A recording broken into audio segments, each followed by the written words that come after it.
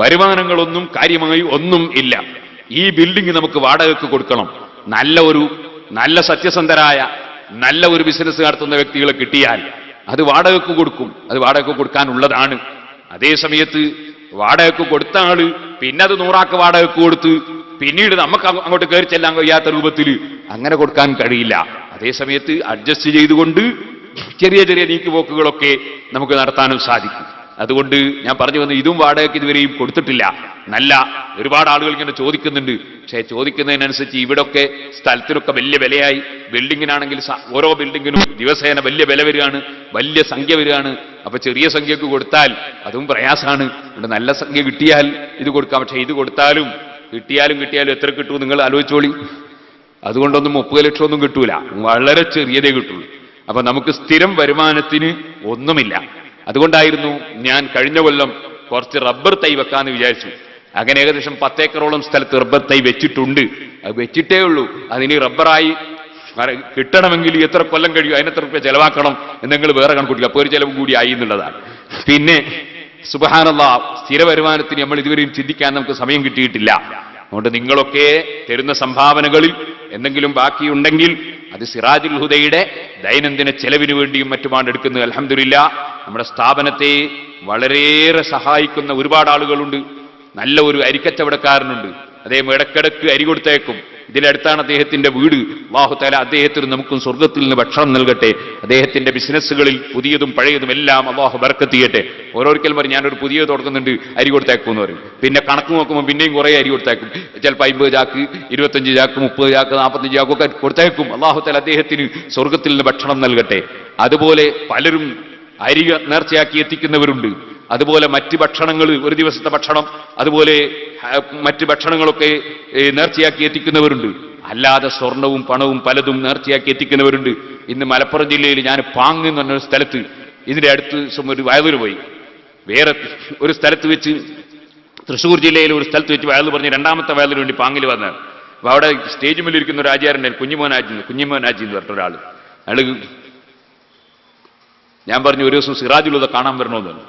ഇന്ന് അദ്ദേഹം സിറാജുൽ ഹുദയിൽ വന്നിട്ട് 45,000 ഉറുപ്പിക, ലക്ഷമല്ല കേട്ടോ, 45,000 ഉറുപ്പിക സംഭാവന തന്നു. ശേഷം ഞാൻ സിറാജുൽ ഹുദയുടെ പുതിയ സ്ഥലം 25 ഏക്കറോളം സ്ഥലമൊക്കെ കൊണ്ടുപോയി കാണിച്ചു കൊടുത്തപ്പോൾ അദ്ദേഹം എന്നോട് പറഞ്ഞു ഇൻഷാ അല്ലാഹ് ഞാൻ ഇനിയും എന്നെ കൊണ്ട് കഴിയുന്നത് തരുന്നുണ്ട് എന്ന് പറഞ്ഞു.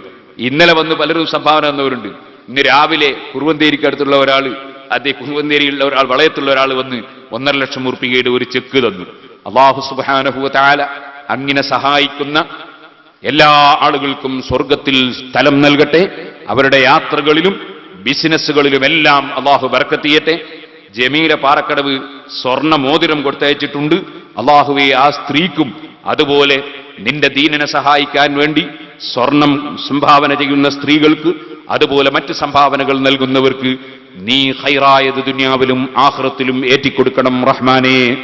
ഇപ്പോൾ ഞാൻ എന്റെ സമയം നഷ്ടപ്പെട്ടു പോകുന്നത് കൊണ്ട് അതിലേക്ക് കടന്ന് സംസാരിക്കുന്നില്ല. അൽഹംദുലില്ലാഹ്, ഒരു മാസത്തിൽ 10 ലക്ഷം 12 ലക്ഷം ഉറുപ്പികയൊക്കെ നേർച്ചയായി അല്ലാഹു തആല സിറാജുൽ ഹുദയിൽ എത്തിച്ചു തരുന്നുണ്ട്. വലിയ അത്ഭുതങ്ങളും നേർച്ച ചെയ്തവർക്ക് അല്ലാഹു നൽകുന്നുണ്ട്. ഞാൻ ഈ അടുത്ത് ഖത്തറിൽ ഒരു 20 മണിക്കൂർ സമയത്തേക്ക് ഖത്തറിൽ ഇറങ്ങിയിരുന്നു. എന്റെ സ്നേഹിതൻ അബ്ദുൽ അസീസിന്റെ ഒരു ഹോട്ടൽ ഉദ്ഘാടനത്തിന് വേണ്ടി പോയതാണ്, അതിനുവേണ്ടി മാത്രം പോയതാണ്. അങ്ങനെ അവിടെ ചെന്നപ്പോൾ എന്റെ മറ്റൊരു സ്നേഹിതൻ ജിഷാൻ, മാഹിയിലുള്ള ജിഷാൻ എന്നെ വിളിച്ചു. അദ്ദേഹം വിളിച്ചിട്ട് എന്നോട് പറഞ്ഞു, ഒരാളെ കാണാതെ നിവൃത്തിയില്ല, അമേരിക്കക്കാരനാണ്, നിർബന്ധമായും അയാളെ കാണണമെന്ന് പറഞ്ഞു. ഞാൻ ചോദിച്ചു അമേരിക്കക്കാരൻ ഞാനുമായിട്ട് എന്താണ്? അപ്പൊ അദ്ദേഹം പറഞ്ഞു അദ്ദേഹത്തിന്റെ ഡോക്യുമെന്റ്സുകൾ, വലിയ വില പിടിച്ച ഡോക്യുമെന്റ്സുകളൊക്കെ നഷ്ടപ്പെട്ടു പോയപ്പോ ഞാൻ അദ്ദേഹത്തോട് സിറാജുൽ ഹുദയിലേക്ക് നേർച്ചയാക്കാൻ പറഞ്ഞു. നേർച്ചയാക്കി. അൽഹംദുലില്ലാഹ്, എല്ലാ സാധനവും തിരിച്ചു കിട്ടിയതുകൊണ്ട് ഉസ്താദിനെ ഒന്ന് കാണണമെന്ന് വലിയ ആഗ്രഹം പ്രകടിപ്പിച്ചു. ഖത്തറിലെ ഒരു കോളേജ് പ്രൊഫസറാണ്, അദ്ദേഹത്തിന് നിങ്ങളെ കാണണം എന്ന് പറഞ്ഞു. ഞാൻ അദ്ദേഹത്തെ വിളിക്കാൻ പറഞ്ഞു. അൽഹംദുലില്ലാഹ്, ഞാൻ തിരക്കിട്ടായതുകൊണ്ട് വിളിച്ചിട്ട് അയാൾ പറഞ്ഞാൽ പോകാനിട്ട് കഴിയുകയില്ല. ഏതായിരുന്നാലും ഇൻഷാ അല്ലാഹ് പിന്നീട് അദ്ദേഹത്തെ കാണാൻ അല്ലാഹു അവസരം തരട്ടെ. ഞാൻ പറഞ്ഞു വന്നത്, അതുപോലെ ജിഷാൻ തന്നെ എന്നോട് പറഞ്ഞു, സിംഗപ്പൂരിലുള്ള ഒരു കക്ഷികൾ, അവരുടെ വീട്ടിൽ നിന്നൊരു സ്ത്രീ പോയിട്ട് 11 കൊല്ലായി, ഒരു അഡ്രസ്സും ഇല്ല. ഈ കഴിഞ്ഞ ഹജ്ജിന് വേണ്ടി പോകാൻ പുറപ്പെട്ടപ്പോൾ അവരെ മനസ്സിന് വലിയ വിഷമം, ഈ സ്ത്രീയെ പറ്റി ഒരു അഡ്രസ്സും ഇല്ലാത്തതുകൊണ്ട്. അൽഹംദുലില്ലാഹ്, ജിഷാൻ തന്നെ പറഞ്ഞു കൊടുത്തു സിറാജുൽ ഹുദയിലേക്ക് നേർച്ചയാക്കി. അങ്ങനെ അവർ ഹജ്ജിന് പോകുന്നതിന് മുമ്പ് ആ സ്ത്രീ നേരെ വീട്ടിലേക്ക് കയറി ഇങ്ങോട്ട് വന്നു. അവരും കാണണമെന്ന് പറഞ്ഞു തന്നെ. പക്ഷേ കാണാൻ സമയമില്ലാത്തതുകൊണ്ട് കാണാൻ കഴിഞ്ഞിട്ടില്ല. ഇൻഷാ അല്ലാഹ് പിന്നീട് ഖത്തറിൽ പോകുമ്പോൾ കാണണമെന്ന് എൻ്റെ ആഗ്രഹമുണ്ട്. ഞാൻ പറഞ്ഞു വന്നത്, അല്ലാഹു തആല നമ്മുടെ സ്ഥാപനത്തിന് വലിയ ബർക്കത്ത് തന്നിട്ടുണ്ട്. അതിന്റെ പേരിൽ 10 ലക്ഷം 12 ലക്ഷം റുപ്യൊക്കെ നേർച്ച കിട്ടാറുണ്ട്. അതൊരു സ്ഥിര വരുമാനമല്ല. അതുകൊണ്ടും നമുക്കെവിടെയും മതിയാവൂല. വിദേശ രാജ്യങ്ങളിൽ നിന്നും അതുപോലെ നമ്മുടെ നാടുകളിൽ നിന്നുമൊക്കെ പെട്ടിപ്പിരിവായി പല ആളുകളും നമ്മുടെ റിസീവർമാർ വരുമ്പോൾ കൊടുക്കുന്ന സംഖ്യയും അതുപോലെ പെട്ടിപ്പിരിവായി കിട്ടുന്ന സംഖ്യയും, അതുകൊണ്ടാണ് നമ്മുടെ കുട്ടികൾക്ക് ഭക്ഷണം കൊടുക്കുന്നത്, മറ്റുള്ള ഉസ്താദുമാർക്ക് ശമ്പളം കൊടുക്കുന്നത്. അതുകൊണ്ട് നിങ്ങൾ എത്രത്തോളം കൊടുക്കുന്നുണ്ടോ അതൊക്കെയും നിങ്ങൾക്ക് നിങ്ങളുടെ നന്മയുടെ ത്രാസിൽ തൂക്കമുണ്ടാകുമെന്ന് മാത്രം സൂചിപ്പിച്ച് ഞാൻ എൻ്റെ വിഷയത്തിലേക്ക് തന്നെ തിരിക്കട്ടെ. അല്ലാഹുവേ, ഞങ്ങളുടെ പ്രവർത്തനങ്ങളെല്ലാം നീ പൊരുത്തപ്പെട്ട അമലാക്കണം റഹ്മാനെ. 200ഓളം കുട്ടികൾ ഖുർആൻ മനഃപാഠമാക്കുന്ന കുട്ടികളും അതുപോലെ 200ഓളം കുട്ടികൾ ദേവാ കോളേജ് വരുന്ന 22-ാം തീയതി ഉദ്ഘാടനം ചെയ്യുന്ന ദേവാ കോളേജിന്റെ കെട്ടിടോദ്ഘാടനം. സുഹൃത്തുക്കളെ, അവർ MA വരെ, അവർ BG വരെ പഠിക്കുന്നു. അതോടുകൂടെ തന്നെ ഞങ്ങളൊക്കെ എടുത്തതുപോലെ മതപരമായും ബിരുദമെടുക്കുന്നു. അങ്ങനെയുള്ള കുട്ടികൾ 200ഓളം കുട്ടികൾ വേറെ പഠിക്കുന്നു. ശരീഅത്ത് കോളേജിൽ കമ്പ്യൂട്ടറും ഇംഗ്ലീഷും ഉറുദുവും മറ്റ് ഭാഷകളൊക്കെ പഠിക്കുന്നതോടുകൂടി ശരീഅത്ത് കോളേജിൽ ഇൽമു പഠിക്കുന്നു. ഇങ്ങനെ തുടങ്ങിയിട്ട് നാദാപുരത്തും പാറക്കടവിലും കുറ്റ്യാടിയിലും ഒക്കെ പഠിക്കുന്ന കുട്ടികൾ, ആ കുട്ടികൾക്കൊക്കെയും ഭക്ഷണം കൊടുക്കണം, ഉസ്താദുമാർക്കൊക്കെയും ശമ്പളം കൊടുക്കണം. അങ്ങനെ നിങ്ങളെയൊക്കെ സഹകരണം എപ്പോഴും ഉണ്ടാകണം. അല്ലാഹു തആല സഹായിക്കുന്നവരെ സഹായിക്കട്ടെ. ഞാൻ എൻ്റെ വിഷയത്തിലേക്ക് തിരിക്കുന്നു. ഖലഖൽ ഇൻസാന മിൻ സൽസാലിൻ കൽ ഫഖാർ വഖലഖൽ ജാന്ന മിൻ മാരിജിൻ മിൻ നാർ فبأي آلاء ربكما تكذبان ولا بشيء من نعمك ربنا نكذب فلك الحمد خلق الإنسان من صلصال كالفخار. നേരത്തെ അല്ലാഹു തആല പറഞ്ഞിട്ടുണ്ടല്ലോ, അർ-റഹ്മാനു അല്ലമൽ ഖുർആൻ ഖലഖൽ ഇൻസാന അല്ലമഹുൽ ബയാൻ. അല്ലാഹു തആല മനുഷ്യനെ സൃഷ്ടിച്ചവനാണ്. ആ മനുഷ്യന് വിവരണം പഠിപ്പിച്ചു കൊടുത്തവനാണ്. ആ മനുഷ്യനെ പടച്ചതിന്റെ തുടക്കത്തെ സംബന്ധിച്ച് ഇവിടെ അല്ലാഹു വിവരിക്കുകയാണ്. ഖലഖൽ ഇൻസാന മിൻ സൽസാലിൻ കൽ ഫഖാർ. അതേ കലം തുടങ്ങിയ മണ്ണ് കൊണ്ട് ചൂളയിൽ വെച്ച് ചൂടാക്കിയിട്ട് ഉണക്കിയിട്ട് അവസാനം ചൊട്ടിയാൽ ചെലപ്പുള്ള, ചൊട്ടിയാൽ ശബ്ദം കിട്ടുന്ന കലം പോലെയുള്ള മണ്ണില്ലേ, ആ നിലയ്ക്ക് ഖലഖൽ ഇൻസാന മിൻ സൽസാലിൻ, ചൊട്ടിയാൽ ശബ്ദമുണ്ടാകുന്ന വിധത്തിൽ കൽ ഫഖാർ, ചൂളയിൽ വെക്കപ്പെട്ട് ചൂടാക്കപ്പെട്ട ഇഷ്ടിക പോലെ അല്ലെങ്കിൽ കലം പോലെ അങ്ങനെ ശരിക്കും ഉണക്കപ്പെട്ട, ചൂടായി ഉണക്കപ്പെട്ട ചെലപ്പ് വരുന്ന മണ്ണിൽ നിന്ന് അതാ അല്ലാഹു ജല്ല ജലാലുഹു മനുഷ്യനെ പടച്ചിരിക്കുന്നു. ഇവിടെ അല്ലാഹു തആല പറയുന്നത് അങ്ങനെയാണ്. എന്നാൽ ചില സ്ഥലത്ത് മണ്ണിൽ നിന്ന് പടച്ചു എന്ന് പറഞ്ഞിട്ടുണ്ട്, വേറെ ചില സ്ഥലത്ത് തീനിൽ ലാസിബ് എന്ന് പറഞ്ഞിട്ടുണ്ട്, വേറെ ചില സ്ഥലത്ത് ഹമീം മസ്നൂൻ എന്ന് പറഞ്ഞിട്ടുണ്ട്. അതെല്ലാം ഒന്ന് തന്നെയാണ്. അല്ലാഹു ജല്ല ജലാലുഹു മണ്ണിൽ നിന്ന് പടച്ചു. ആ മണ്ണ് തന്നെ കളിമണ്ണാക്കിയിട്ടുണ്ട്. അത് തന്നെ അതാ കലക്കമുള്ളതാക്കിയിട്ടുണ്ട്. അത് തന്നെ ചൂടുള്ളതാക്കിയിട്ടുണ്ട്, ഉണങ്ങിയതാക്കിയിട്ടുണ്ട്. പല ഘട്ടങ്ങളും അതിന് സംഭവിച്ചിട്ടുണ്ട്. അങ്ങനെ പല രൂപങ്ങളും ആ മണ്ണിനുണ്ടായിട്ടുണ്ട്. അതുകൊണ്ട് തന്നെ മനുഷ്യന്മാരെ കൂട്ടത്തിലും നിങ്ങൾ നോക്കൂ, ചിലര് വല്ലാത്ത ചൂടുള്ളവരാണ്, ചിലര് വളരെ തണുപ്പുള്ളവരാണ്, ചിലര് പെട്ടെന്ന് ചൂടാകുന്നവരാണ്, ചിലര് പെട്ടെന്ന് ചൂടാകാത്തവരാണ്, ചിലര് നല്ല ശക്തിയുള്ളവരാണ്, ആരടാന്ന് ചോദിക്കുന്ന മട്ടാണ്, ചിലത് മഹാപാവമാണ്. അതുപോലെ തന്നെ ചിലര് നല്ല നീതിബോധമുള്ളവരാണ്, ചിലര് അക്രമവാസനയുള്ളവരാണ്, ചിലര് വളരെ കാരുണ്യമുള്ളവരാണ്, ചിലര് നേരെ തലതിരിച്ചാണ്. അങ്ങനെ പല കക്ഷികളും മനുഷ്യരിലില്ലേ. ഈ മണ്ണിന്റെ രൂപഭാവങ്ങൾ പോലെ തന്നെ മനുഷ്യനും പല രൂപഭാവങ്ങളായി നമുക്ക് കാണാൻ കഴിയുന്നു. അല്ലാഹു ജല്ല ജലാലുഹു പഠിപ്പിക്കുകയാണ്, ഖലഖൽ ഇൻസാന മിൻ സൽസാലിൻ കൽ ഫഖാർ വഖലഖൽ ജാന്ന മിൻ മാരിജിൻ മിൻ നാർ ഫബിഅയ്യി ആലാഇ റബ്ബികുമാ തുകദ്ദിബാൻ. അതേ മനുഷ്യവർഗത്തോടും ജിന്ന് വർഗത്തോടുമാണ് ഈ ചോദ്യം എന്നൊരു തഫ്സീർ ഞാൻ നേരത്തെ പറഞ്ഞില്ലേ. അപ്പൊ ജിന്ന് വർഗത്തെ എങ്ങനെ പടച്ചു? മനുഷ്യനെ പടച്ചത് പറഞ്ഞ ഉടനെ ജിന്നിനെ പടച്ചത് എങ്ങനെയാണെന്ന് അല്ലാഹു തആല ഇവിടെ പറയുകയാണ്. വഖലഖൽ ജാന്ന മിൻ മാരിജിൻ മിൻ നാർ. പുകയില്ലാത്ത തീജ്വാലയിൽ നിന്നാണ് ജിന്നിനെ പടച്ചിട്ടുള്ളത്. ജാൻ എന്ന് പറഞ്ഞാൽ ജിന്ന് വർഗമാണെന്നൊരു തഫ്സീർ, മറ്റു ചില തഫ്സീർ ജിന്നിന്റെ ആദ്യ പിതാവാണെന്നൊരു തഫ്സീർ.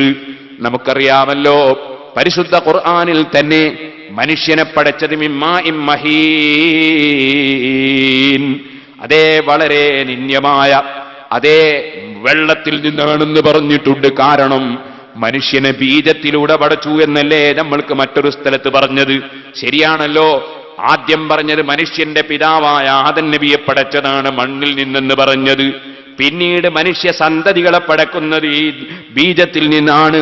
അത് നമുക്കറിയാം. ഇതുപോലെ അതാ ജിന്നിന്റെ പിതാവിനെ പടച്ചത് അതിങ്ങനെയാണ്, അതാ തീജ്വാലയിൽ നിന്നാണ് എന്നാണ് അതിന്റെ അർത്ഥമെന്ന് തഫ്സീർ എന്ന് ചില പണ്ഡിതന്മാർ വിവരിക്കുന്നു.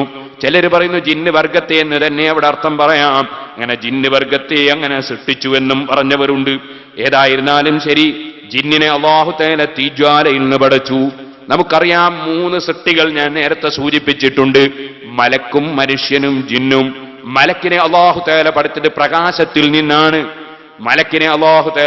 പ്രകാശത്തിൽ നിന്നാണ്. അതേ സമയത്ത് ജിന്നിനെ അല്ലാഹു തആല പഠിച്ചത് തീജ്വാലയിൽ നിന്നാണ്. മനുഷ്യനെ അല്ലാഹു തആല പഠിച്ചത് മണ്ണിൽ നിന്നാണ്. ഇങ്ങനെ 3 വിഭാഗത്തെയും പഠിച്ചത് പരിശുദ്ധ ഖുർആനും ഹദീസും നമുക്ക് പഠിപ്പിച്ചു തന്നിട്ടുണ്ട്. മലക്കുകൾക്ക് പ്രത്യേക പ്രകൃതിയാണ്. അവരതാ അള്ളാഹുവിനോട് ഒരു തെറ്റും ചെയ്യൂല. തെറ്റ് ചെയ്യേണ്ട വിഷയവും അവർക്കില്ല. കാരണം അവർക്ക് വികാരങ്ങളില്ല. ഭക്ഷണത്തിനോട് താല്പര്യമില്ല, അവർക്ക് ഭക്ഷണം ആവശ്യമില്ല, അവർക്ക് വെള്ളത്തിന്റെ ആവശ്യമില്ല, അവർക്കതാ വിസർജിക്കുന്ന പ്രശ്നമില്ല, അവർക്ക് ഭാര്യയും സന്താനങ്ങളും ആവശ്യമില്ല. ആണെന്നോ പെണ്ണെന്നോ അവരെ കുറിച്ച് പറയാൻ നിവൃത്തിയില്ല. അവർ പ്രകാശത്താൽ സൃഷ്ടിക്കപ്പെട്ട ഒരു പ്രത്യേക സൃഷ്ടികളാണ്. ആ മലക്കുകൾ പന്നിയുടെ കോലത്തിൽ കോലം മറിയുകയില്ല, അതേസമയത്ത് നായയുടെ കോലത്തിലും കോലം മറിയുകയില്ല. മറ്റ് പല വസ്തുക്കളുടെയും വ്യക്തികളുടെയും രൂപത്തിൽ മലക്കുകൾ വന്നു എന്ന് വരാം. ബശറൻ സവിയാ, മറിയം ബീവി റളിയല്ലാഹു അൻഹയുടെ അടുക്കൽ ശരിയായ ഒരു പുരുഷന്റെ രൂപത്തിൽ വന്നു എന്ന് ഖുർആൻ തന്നെ പറയുന്നുണ്ട്. നബി സല്ലല്ലാഹു അലൈഹി വസല്ലം തങ്ങളുടെ സമീപത്ത് ദിഹിയത്തുൽ കൽബി റളിയല്ലാഹു അൻഹുവിന്റെ രൂപത്തിൽ മഹാനായ ജിബ്രീൽ അലൈഹിസ്സലാത്തു വസ്സലാം വന്നു എന്ന് പറയുന്നുണ്ട്. മനുഷ്യരൂപത്തിൽ വന്ന് ചോദിച്ച ചില സംഭവങ്ങളുണ്ട്. ഇരിക്കട്ടെ സുഹൃത്തുക്കളെ, മലക്കുകൾ പല രൂപത്തിലും രൂപാന്തരപ്പെടാൻ കഴിയുന്ന മഹത്തായ സൃഷ്ടികളാണ്. ലാ യസൂനല്ലാഹ മാ അമറഹും വയഫ്അലൂന മാ യുഅ്മറൂൻ, കൽപ്പിച്ചതൊന്നും തന്നെ അവരെതിര് ചെയ്യൂല. അങ്ങനെയാണ് മലക്കുകൾ. അതുകൊണ്ട് തന്നെ മലക്കുകൾ ഒരു തെറ്റും ചെയ്യുന്നവരല്ല, തെറ്റും ചെയ്തിട്ടുമില്ല. വമാ ഉൻസില അലൽ മലക്കൈനി ബിബാബില ഹാറൂത വമാറൂത്, സുലൈമാൻ നബി അലൈഹി സ്വലാത്തു വസ്സലാമുമായി ബന്ധപ്പെട്ടുകൊണ്ട് അതേ യഹൂദികൾ അദ്ദേഹം ഒരു ജ്യോത്സ്യനായിരുന്നു എന്ന് പറഞ്ഞപ്പോ അതിന് മറുപടി പറഞ്ഞുകൊണ്ട് അദ്ദേഹം ഒരു സാഹിറാണെന്ന് പറഞ്ഞപ്പോ അതിന് മറുപടി പറഞ്ഞുകൊണ്ട് പരിശുദ്ധ ഖുർആൻ വിശദീകരിച്ചൊരു സ്ഥലമുണ്ട്.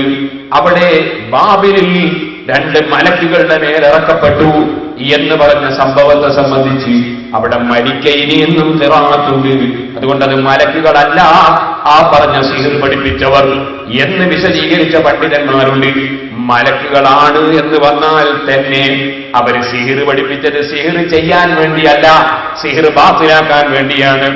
സിഹ്ർ ബാത്തിലാക്കാൻ വേണ്ടി സിഹ്ർ പഠിപ്പിച്ചാൽ അതിൽ കുറ്റമില്ല, സിഹ്ർ ചെയ്താലാണ് കുറ്റമുള്ളത്. മലക്കുകൾ അവിടെയും കുറ്റക്കാരാണെന്ന് വരുന്നില്ല എന്നൊരു ചെറിയ സൂചന ജലാലൈനി തഫ്സീർ ഓതിയ മുതഅല്ലിമീങ്ങൾക്ക് വേണ്ടി ഞാൻ സൂചിപ്പിച്ചുകൊണ്ട് ഞാനത് വിശദമായി കടക്കുന്നില്ല.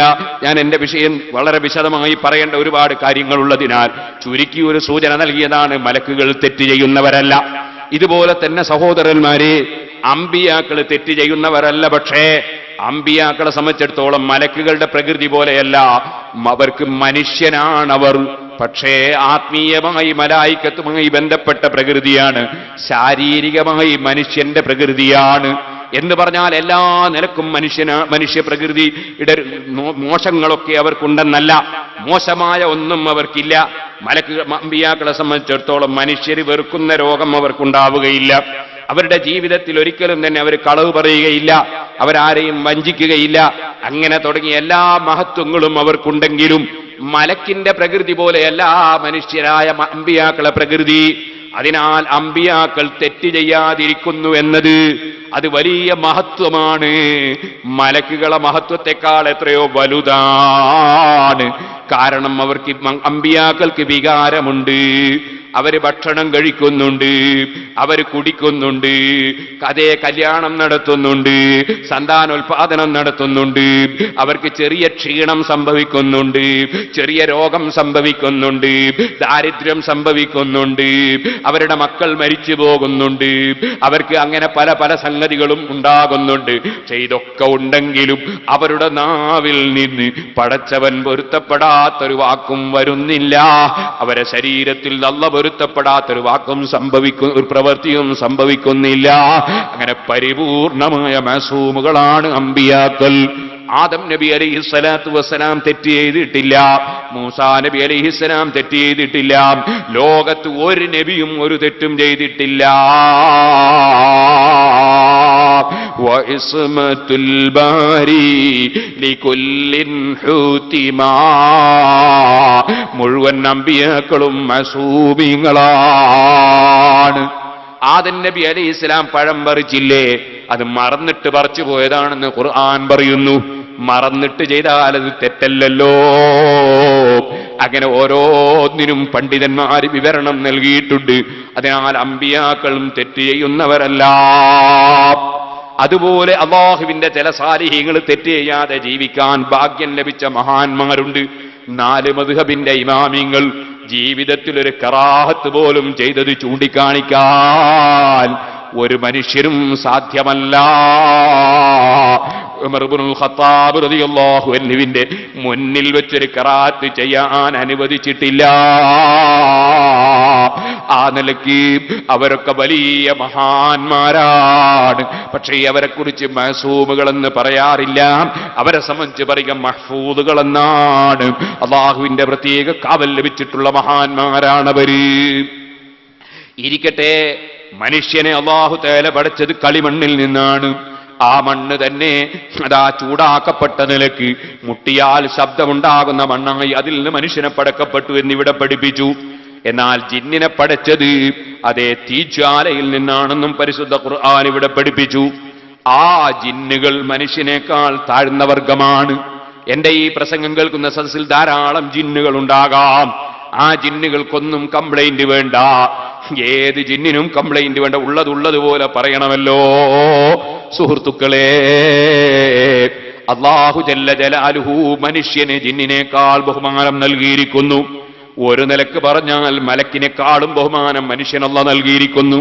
കാരണം ഏറ്റവും അല്ലാഹു തആല ബഹുമാനിച്ച നേതാവ് എന്നല്ല, വഅക്കദത് സുഹ്ദഹു ഫിഹാ ദറൂറതുഹു ഇന്നൽ ദറൂറത ലാ തദു അലൽ ലിസമി ഫകൈഫ തദ്ഉ ഇലദ് ദുനിയാ ദറൂറതു മൻ ലൗലാഹു ലം തുഖ്റജി ദുനിയാ മിനൽ അദമി. ഈ ദുനിയാവ് തന്നെ ഉണ്ടാകാൻ നിമിത്തമായ ഏറ്റവും വലിയ നന്മയുടെ നിമിത്തം അഷ്റഫുൽ ഖൽഖ് മുഹമ്മദുർ റസൂലുള്ളാഹി സല്ലല്ലാഹു അലൈഹി വസല്ലമ തങ്ങൾ മനുഷ്യനല്ലേ. അതുകൊണ്ട് തന്നെ ആ നബിയേക്കാൾ ബഹുമാനമുള്ള ഒരു സൃഷ്ടിയെയും അല്ലാഹ് സൃഷ്ടിച്ചിട്ടില്ലല്ലോ. ജിബ്രീലിനില്ല, മീകായിൽ അലൈഹിസ്സലാമിനില്ല, കഅബത്തിനില്ല, ലോകത്ത് ഒരു സൃഷ്ടിക്കുമില്ല. അതേ മുഹമ്മദ് നബി സല്ലല്ലാഹു അലൈഹി വസല്ലം തങ്ങളെ മഹത്വമുള്ള ഒരു സൃഷ്ടിയെയും അല്ലാഹ് പടച്ചിട്ടില്ല. وأفضل الخلق على الإطلاق نبينا فمن الشقاق സർവ സൃഷ്ടികളിലും ഏറ്റവും ശ്രേഷ്ഠരായവർ മുഹമ്മദുർ റസൂലുള്ളാഹി സ്വല്ലല്ലാഹു അലൈഹി വസല്ലമ തങ്ങൾ തന്നെ. ഇതുകൊണ്ടല്ലേ ഇമാം ബൂസിരി റഹ്മത്തുള്ളാഹി അലൈഹി അമിൻ തദക്കുരി ജീറാനിം ബി ദിസലമി മസജ്ത ദം അൻജറാമി മുഖ്ലതിം ബിദമി തുടങ്ങിയിട്ട് ബുറുദ എന്ന പദ്യം രചിച്ചപ്പോൾ അത് മുഴുവനും നബി സല്ലല്ലാഹു അലൈഹി വസല്ലമ തങ്ങളുടെ മദ്ഹാണല്ലോ. അവിടുത്തെ മദ്ഹ് പാടുന്നതും പറയുന്നതും കേൾക്കുന്നതും അവിടുത്തേക്ക് വലിയ താല്പര്യമാണല്ലോ. വരുന്നു മുസ്ലിമീങ്ങളെ റബീഉൽ അവ്വൽ, ആ നേതാവ് ജനിച്ച മാസത്തിൽ നിങ്ങൾക്ക് അവിടുത്തെ മദ്ഹ് എത്ര പറയാൻ കഴിയുമോ പറഞ്ഞോ, ചൊല്ലാൻ കഴിയുമോ ചൊല്ലിക്കോ. നിങ്ങളെ വീടുകളിൽ വെച്ച് നേതാവിന്റെ മദ്ഹ് ഒന്ന് പാടട്ടെ, അതൊന്ന് പറയട്ടെ. മുൻകാലങ്ങളിൽ മൗലിദോദാത്ത വീടുകളില്ല. നേതാവായ നബിതങ്ങളോടുള്ള സ്നേഹപ്രകടനമാണത്. അത് നിങ്ങൾ എത്ര ആളുണ്ടെങ്കിലും ആളില്ലെങ്കിലും അവിടുത്തെ മദ്ഹ് നമ്മുടെ വീടുകളിൽ വെച്ച് പാടുക എന്നത് എന്തൊരു താല്പര്യമാണ് അവിടുത്തേക്ക്. അവിടുത്തെ മദ്ഹ് പറയുന്ന ബഹുമാനപ്പെട്ട ഹസ്സാൻ ഇബ്നു സാബിത്ത് റളിയല്ലാഹു അൻഹുവിന് മിമ്പർ എടുത്ത് വെച്ച് കൊടുക്കാൻ പറഞ്ഞില്ലേ? അല്ലാഹുമ്മ അയ്യിദ്ഹു ബിറൂഹിൽ ഖുദുസ്, ജിബ്രീൽ അലൈഹിസ്സലാം മുഖേന ഹസ്സാനിനെ ശക്തിപ്പെടുത്തണമെന്ന് അവിടുന്ന് പ്രാർത്ഥിച്ചില്ലേ? അവിടുത്തെ മദ്ഹ് പറയുന്നതും കേൾക്കുന്നതും അവിടുത്തേക്ക് വലിയ സ്നേഹമാണ്, താല്പര്യമാണ്. ഇമാം ബൂസരി തങ്ങളോട് ബുറുദ ബൈത്തൊന്ന് എനിക്ക് ചൊല്ലിത്തരൂ എന്നാവശ്യപ്പെട്ടപ്പോൾ, ഓ സുഹൃത്തുക്കളെ, ഇമാം ബൂസരി തങ്ങൾ ബുറുദ തുടങ്ങുകയാണ്. നബി സല്ലല്ലാഹു അലൈഹി വസല്ലം കേൾക്കുകയാണ്. സ്വപ്നത്തിലാണ് ഈ സംഭവം കേട്ടോ, സ്വപ്നത്തിലാണ് ഈ സംഭവം. അമ്പിയാക്കൾക്ക് സ്വപ്നമുണ്ട്, ഔലിയാക്കൾക്ക് സ്വപ്നമുണ്ട്, പണ്ഡിതന്മാർക്ക് സ്വപ്നമുണ്ട്.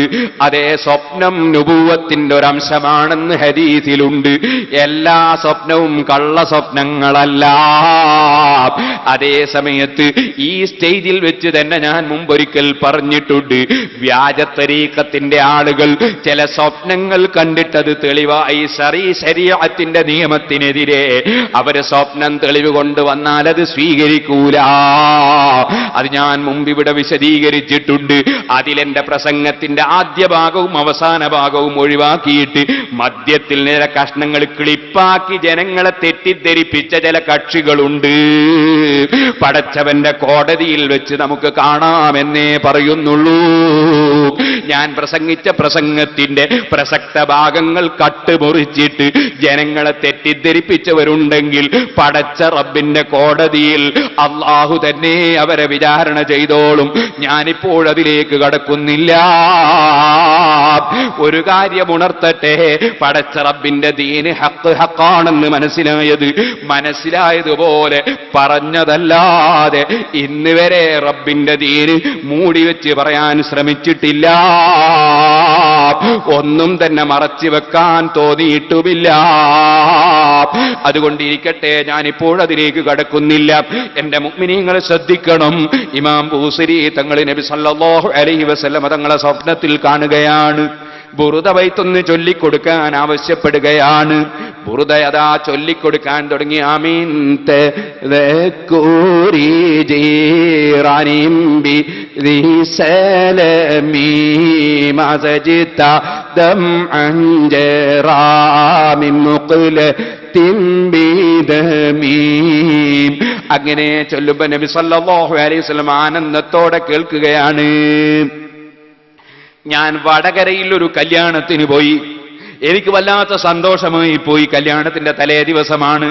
ചെന്ന് നോക്കുമ്പോൾ അവിടെയുള്ള ചെറുപ്പക്കാര് കുട്ടികളൊക്കെ ഇരുന്നിട്ട് മങ്കൂസ് മൗലിദ് ഓതുകയാണ്. അൽഹംദുലില്ലാഹ്. കല്യാണം എന്ന് പറയുന്നത് ഖിയാമത്ത് നാൾ വരെ തുടരേണ്ടുന്ന സന്താന പരമ്പര ഉണ്ടായി തുടരേണ്ട ഒരു വലിയ വിഷയമല്ലേ അത്?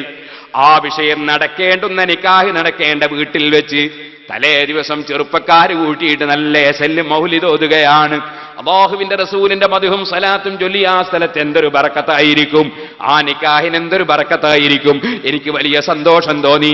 ഓ മുഅ്മിനീങ്ങളെ, അന്ത്യനാൾ വരെയുള്ള സന്താന പരമ്പരകൾക്ക് അല്ലാഹ് ബറക്കത്ത് നൽകേണ്ടുന്ന നിക്കാഹിന്റെ തലേ ദിവസം ഹറാമായ ഗാനമേളകൾ, അതേ തലേ ദിവസം ഹറാമായ മുട്ടും വാദ്യങ്ങളും ഹറാമായ ചിത്രങ്ങളും ഹറാമായ പരിപാടികളുമായി ആ നിക്കാഹിന്റെ ബറക്കത്ത് ആദ്യം തന്നെ നശിപ്പിക്കരുതേ മുസ്ലിമീങ്ങളെ.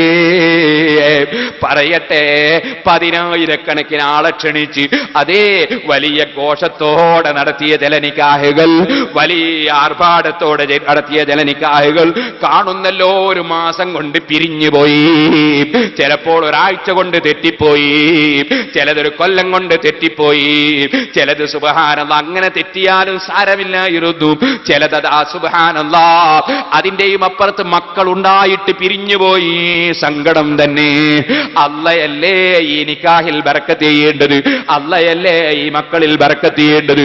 അപ്പൊ അള്ളാഹു സന്തോഷത്തിന് അവസരം തന്നപ്പോ ഏറ്റവും വലിയ സന്തോഷം അള്ളാന്റെ പരിശുദ്ധ ഖുർആൻ കൊണ്ടായാൽ, അള്ളാന്റെ റസൂലിന്റെ മദ്ഹ് പറഞ്ഞുകൊണ്ടായാൽ, ബുറുദ ബൈത്ത് കൊണ്ടായാൽ, മങ്കൂസ് മൗലിദ് കൊണ്ടായാൽ, ബദർ മൗലിദ് കൊണ്ടായാൽ, ഫലാത്തിന്റെ സദസ്സ് കൊണ്ടായാൽ, അതല്ലേ കല്യാണത്തിന്റെ ബറക്കത്ത്. അതേ അതിന്റെ ഒക്കെ പുറമേ ആയിഷ ബീവി റളിയല്ലാഹു അൻഹ പറഞ്ഞില്ലേ, അതേ അഅ്ളമുൻ നിക്കാഹി ബറക്കത്തൻ ഐസറുഹുന്ന മുഅ്നാ, ചെലവ് ചുരുങ്ങി നടക്കുന്ന നിക്കാഹ് ഏതാണോ അതിനാണ് ബറക്കത്ത്. ചെലവ് ചുരുങ്ങി നടക്കുന്ന നിക്കാഹ് ഏതാണോ അതിനാണ് ബറക്കത്ത്.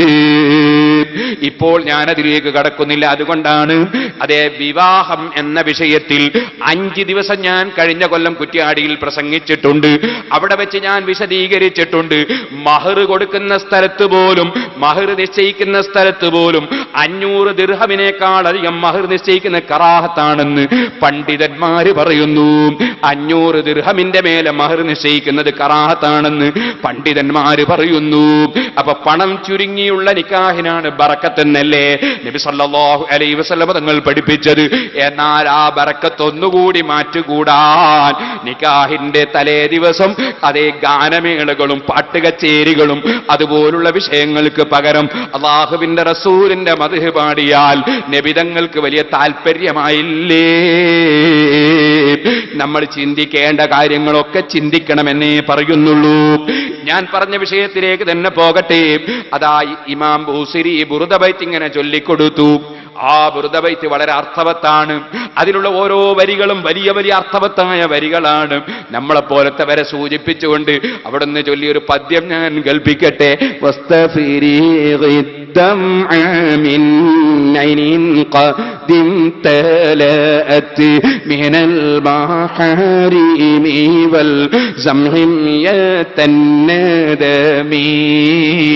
മോനെ ചൊരിക്കൂ നിന്റെ കണ്ണിൽ നിന്ന് വെള്ളം. واستفرغ الدمع من عين قد امتلأت من المحارم والزمهم يتندم. നിന്റെ കണ്ണുകൊണ്ട് നീ ഹറാമ് നോക്കിപ്പോയില്ലേ? നീ അതാ അന്യപെണ്ണിന്റെ മുഖത്ത് നോക്കിയില്ലേ? താടിയും മീശയും മുളക്കാത്ത ഭംഗിയുള്ള ആൺകുട്ടികളെ മുഖത്തേക്ക് നീ വികാരത്തോടെ നോക്കിയില്ലേ? അന്യന്റെ വീട്ടിലേക്ക് നീ പൊരുത്തമില്ലാതെ എത്തി നോക്കിയില്ലേ? വികാരത്തോടെ നീ നിന്റെ സ്വന്തം ഭാര്യയല്ലാത്ത എങ്ങോട്ട് നോക്കിയാലും കടുത്ത ഹറാം. നിന്റെ സ്വന്തം മകളെ മുഖത്തേക്ക് വികാരത്തോടെ നോക്കിയാൽ ഹറാം. നിന്റെ ഉമ്മാന്റെ മുഖത്ത് നോക്കിപ്പോയാൽ ഹറാം.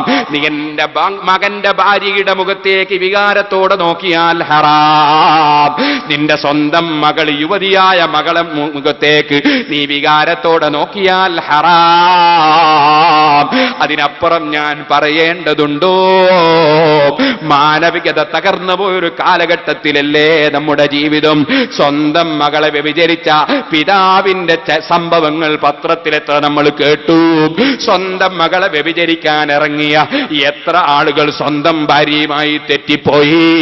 അതുപോലെ തുടങ്ങിയിട്ട് സുബ്ഹാനല്ലാഹ് സ്വന്തം മക്കളെ തന്നെ വികാരത്തിന് വേണ്ടി അതാ ഉപയോഗപ്പെടുത്താൻ മാത്രം മതപ്പതിച്ചു പോയ ജനങ്ങൾ, ചിലപ്പോൾ സ്വന്തം മകന്റെ ഭാര്യയെ തെറ്റായ രൂപത്തിൽ പെരുമാറിയതിന് മകനും മാതാപിതാവും തമ്മിൽ തെറ്റിപ്പോയ കുടുംബങ്ങൾ, ആ രൂപത്തിൽ മാനവികത തകർന്നു പോയൊരു കാലഘട്ടത്തിലല്ലേ നമ്മൾ ജീവിക്കുന്നത്?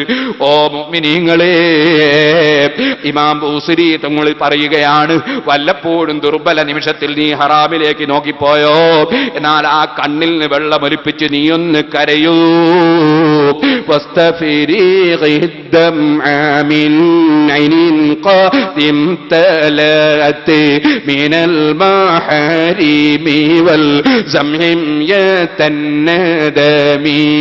ഇങ്ങനെയുള്ള എത്ര ആത്മീയ ഉപദേശങ്ങളാണ് ബുർദ ബൈത്തിലുള്ളത്.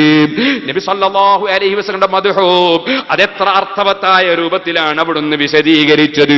കൂട്ടത്തിൽ അതാ നബി സല്ലല്ലാഹു അലൈഹി വസല്ലമ തങ്ങളെ സംബന്ധിച്ച് അർഹമുർ റഹീമീനായ റബ്ബ് കൊടുത്ത സ്ഥാനങ്ങൾ ഓരോന്നോരോന്നിങ്ങനെ എണ്ണിപ്പറയുന്ന കൂട്ടത്തിൽ അതാ അവിടുന്ന് അങ്ങ് ചൊല്ലി, ഫമബ്ലഗുൽ ഇൽമി ഫീഹി അൻഹു ബശറു فمبلغ العلم فيه أنه بشر فمبلغ العلم فيه أنه بشر. ബാക്കി ചൊല്ലാൻ കിട്ടുന്നില്ല, എനിക്കല്ല കിട്ടാത്തത്, പദ്യം രചിച്ച ഇമാം ബൂസിരി തങ്ങൾക്ക് തന്നെ കിട്ടുന്നില്ല. അല്ലാഹുവിന്റെ റസൂല് സല്ലല്ലാഹു അലൈഹി വസല്ലം കേട്ടിങ്ങനെ ഇരിക്കുകയാണ്. അങ്ങനെ ആവർത്തിച്ച് ചൊല്ലിയിട്ടും കിട്ടാതെ ആയപ്പോ അവിടുന്ന് അങ്ങോട്ട് പറഞ്ഞു കൊടുക്കുന്നതിന്റെ പകുതി, വഅന്നഹു ഖൈറു ഖൽഖില്ലാഹി കുല്ലിഹിം. ആദ്യത്തെ പകുതിയുടെ അർത്ഥം നബി സല്ലല്ലാഹു അലൈഹി വസല്ലം തങ്ങളെ കുറിച്ച് പഠിക്കാൻ ഇറങ്ങിയാൽ അവിടുന്ന് ഒരു മനുഷ്യനാണ്, മലക്കല്ല, ജിന്നല്ല, ദൈവമല്ല, ദൈവപുത്രനല്ല, മനുഷ്യനാണെന്നറിയാൻ കഴിയും. ഖുർആനും പറഞ്ഞില്ലേ, ഖുൽ പറയൂ നബിയേ, ഇന്നമാ അന ബശർ, നിശ്ചയമായും ഞാൻ മനുഷ്യൻ മാത്രമാണ്. അങ്ങനെ പറഞ്ഞത് ഞാൻ മനുഷ്യനാണ് എന്ന് പറഞ്ഞാ പോരെ? അല്ലല്ല, മനുഷ്യൻ മാത്രമാണ് എന്നാ പറഞ്ഞു. കാരണം വേറെ ഒന്നല്ല എന്നാ അതിന്റെ അർത്ഥം. വേറെ ഒന്നല്ല, മലക്കല്ല, ജിന്നല്ല, ദൈവമല്ല, ദൈവപുത്രനല്ല, അതാ മനുഷ്യൻ മാത്രമാണ് എന്ന് പറയാം. ഞാൻ മനുഷ്യനാണ് എന്ന് പറഞ്ഞാ പോരെ? മനുഷ്യൻ മാത്രമാണ്, അഥവാ ഞാൻ ജിന്നല്ല, മലക്കല്ല, ദൈവമല്ല, ദൈവപുത്രനല്ല, ഞാൻ മനുഷ്യൻ മാത്രമാണ്.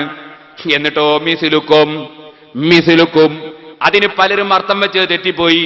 നിങ്ങളെപ്പോലുള്ള മനുഷ്യൻ എന്നല്ല, നിങ്ങളെപ്പോലെ എന്നാണ് അതിനർത്ഥം. നിങ്ങളെപ്പോലുള്ള എന്നല്ല, മിസിലുക്കും നിങ്ങളെപ്പോലെ. നിങ്ങൾ മനുഷ്യരല്ലേ, ഞാനും മനുഷ്യനാണ്. മിസിലുക്കും നിങ്ങളെപ്പോലെ, നിങ്ങളെപ്പോലുള്ള എന്നല്ല. അതല്ലേ സുഹൃത്തുക്കളെ, മറ്റൊരായത്ത് നിങ്ങൾ ശ്രദ്ധിച്ചു നോക്കൂ. ഖലഖ സബ്അ സമാവാതിൻ വമിനൽ അർളി മിസ്ലഹുന്ന, 7 ആകാശങ്ങളെ അല്ലാഹു പടച്ചു. വമിനൽ അർളി മിസ്ലഹുന്ന, ഭൂമിയിൽ നിന്നും അല്ലാഹു പടച്ചു. മിസ്ലഹുന്ന, ആകാശങ്ങൾ പോലെ. ആകാശങ്ങൾ പോലെയുള്ള ഭൂമി എന്നല്ല, ആകാശങ്ങളെ പോലെ ഭൂമി ഉണ്ടാവൂല, ആകാശങ്ങളെ പോലെയുള്ള ഭൂമി ഉണ്ടാകൂല. ആകാശങ്ങൾ പോലെ എന്ന് പറഞ്ഞാലോ 7 ആകാശം, ഭൂമിയും 7, 7 വിധമാണ്. അപ്പൊ ആകാശവും 7, ഇതും 7. അതാ മിസ്ലഹുന്ന എന്ന് പറഞ്ഞില്ല, അത് ആകാശം പോലത്തെ ഭൂമി ഉണ്ടാവൂല. അങ്ങനെ ഉണ്ടാവൂല എന്ന് ഉറപ്പല്ലേ? പൊന്നിന്റെ ഇരുമ്പലൊക്കെ ഉണ്ടാകുമോ? ഗോതമ്പത്തിന്റെ പൊടിയരിക്കഞ്ഞി ഉണ്ടാകുമോ? ഉണ്ടാവുകയില്ല എന്നുറപ്പല്ലേ? അപ്പൊ സഹോദരന്മാരെ, നിങ്ങൾ ഓർക്കണം, പറഞ്ഞത് മിസിലക്കും നിങ്ങളെപ്പോലെ. അവിടെ നിങ്ങളെപ്പോലുള്ള എന്നർത്ഥം വെച്ചിട്ടാണ് അള്ളാന്റെ റസൂലിനെ നിന്ദിക്കാൻ വേണ്ടി ചില ഖുർആൻ പരിഭാഷക്കാർ ശ്രമിച്ചത്. അവര് വിവരമുള്ളവരല്ല, അവരിൽ നിന്ന് ഖുർആൻ പഠിക്കാനും പാടില്ല. യൂഹാ ഇലയ്യ, എന്നിലേക്ക് വഹി അറിയിക്കപ്പെടുന്നു. അപ്പൊ മനസ്സിലായില്ലേ, നിങ്ങളെപ്പോലുള്ള മനുഷ്യനല്ല. കാരണം എനിക്ക് വഹി കിട്ടുന്നു. വഹി കൊണ്ടുവരുന്നത് ജിബ്രീൽ അലൈഹിസ്സലാമാണ്. ജിബ്രീലിനെ കാണാൻ നിങ്ങളെ കൊണ്ട് കഴിയോ? ജിബ്രീലിന്റെ ശബ്ദം കേൾക്കാൻ നിങ്ങളെ കൊണ്ട് കഴിയോ? ജിബ്രീലുമായി ബന്ധപ്പെടാൻ നിങ്ങളെ കൊണ്ട് കഴിയോ? ആകയാൽ നിങ്ങളെപ്പോലുള്ള മനുഷ്യനല്ല, എനിക്ക് വഹി അറിയിക്കപ്പെടുന്ന മനുഷ്യനാണ് ഞാൻ. ഏതായാലും നബി സല്ലല്ലാഹു അലൈഹി വസല്ലം മലക്കല്ല, ജിന്നല്ല, മനുഷ്യനാണ്. അത് മതിയല്ലോ മനുഷ്യ സമുദായത്തിന്റെ ബഹുമാനത്തിന്, അത് മതിയല്ലോ. അതാണ് ഇമാം ബൂസിരി അവിടുന്ന്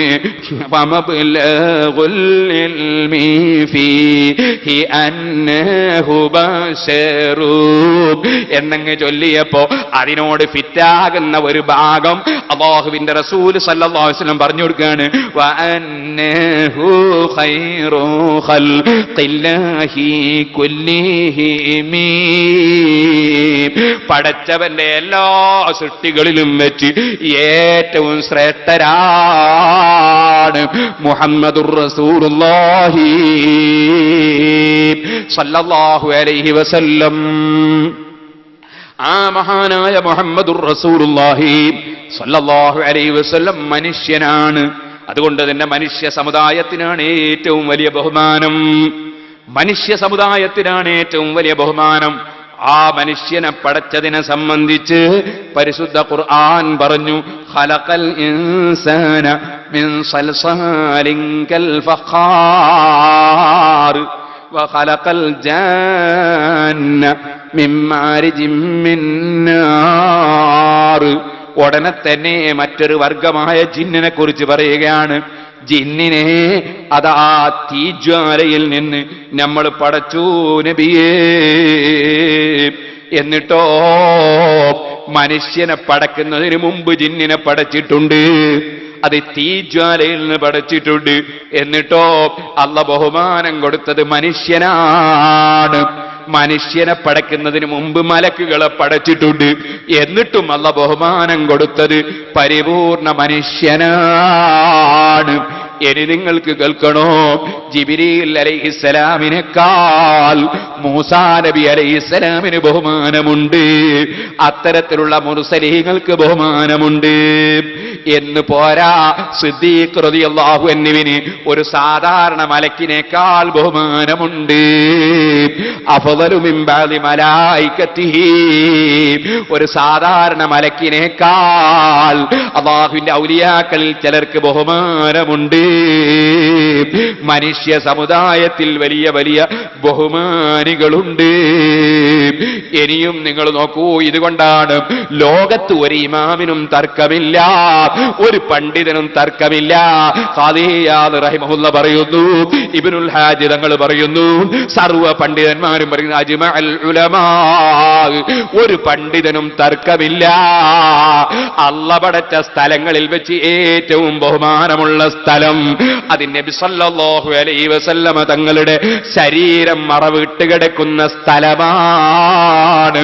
അവിടുത്തെ ശരീരം തൊട്ട മണ്ണ് പോലെ ബഹുമാനമുള്ളൊരു മണ്ണ് ലോകത്ത് ആകാശത്തിലും ഭൂമിയിലും എവിടെയുമില്ല.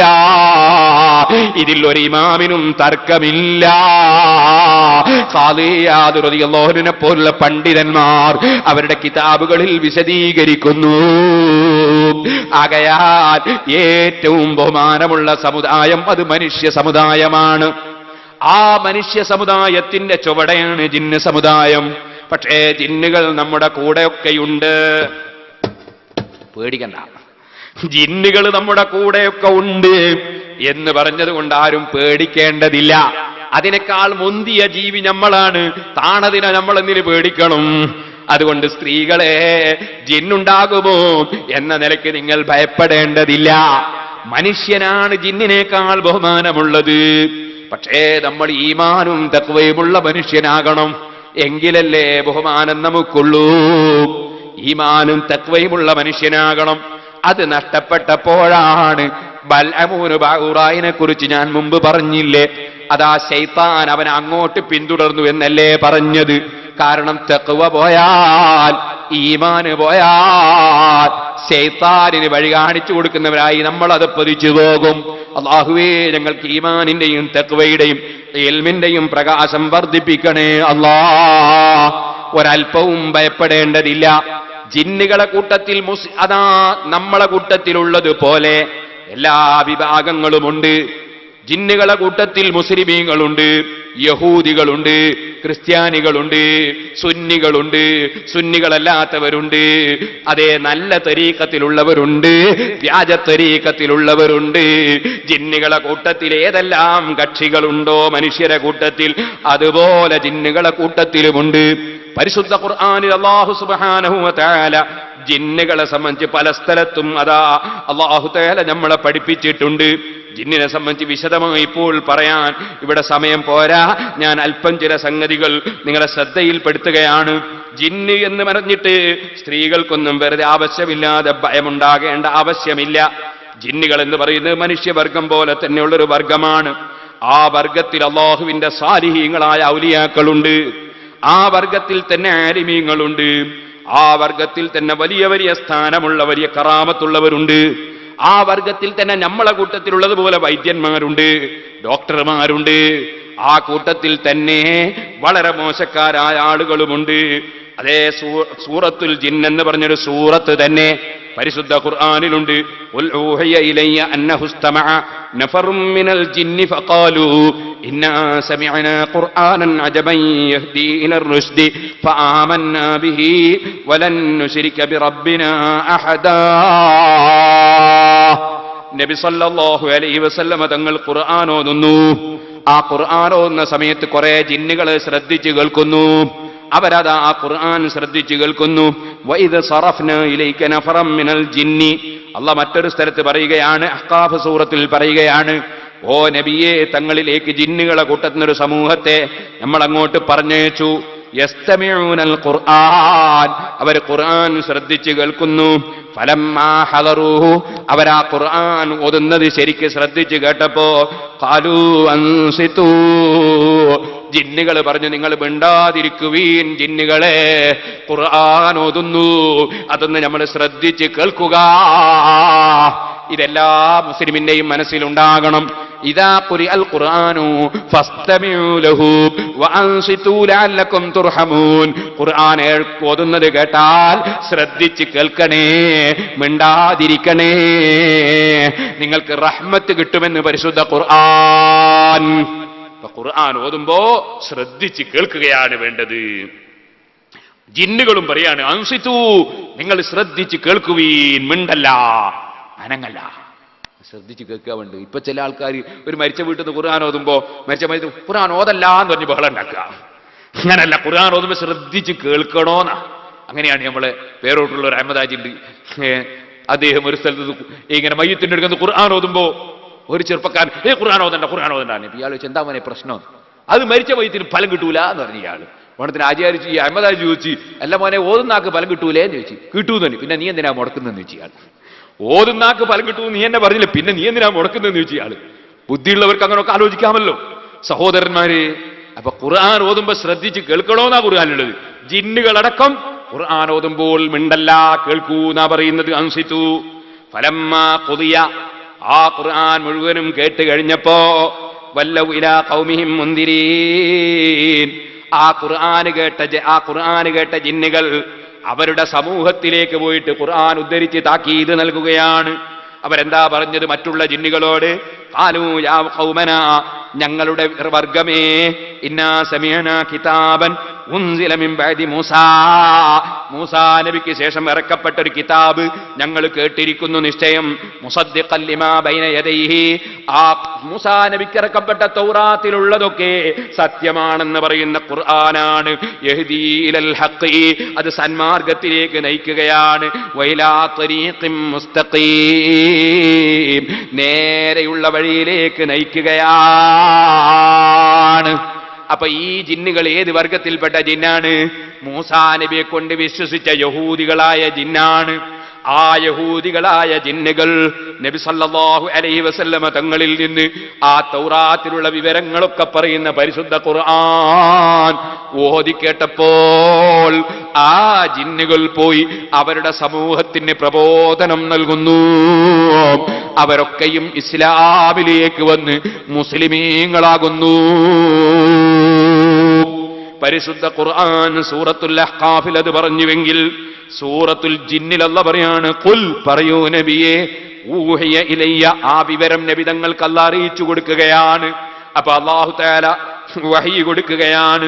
ഖുൽ പറയൂ നബിയേ, ഊഹിയ ഇലയ്യ അന്നഹു ഇസ്തമഅ നഫറും മിനൽ ജിന്നി, ജിന്നുകളെ കൂട്ടത്തിലുള്ള ഒരു സമൂഹം എന്നിൽ നിന്ന് ഖുർആൻ ശ്രദ്ധിച്ചു കേട്ടു. ഫഖാലു, എന്നിട്ട് അവര് പറഞ്ഞു, ഇന്നാ സമിഅനാ ഖുർആനൻ അജബാ, ഞങ്ങൾ ഒരു അത്ഭുതമായ ഖുർആൻ കേട്ടിരിക്കുന്നു.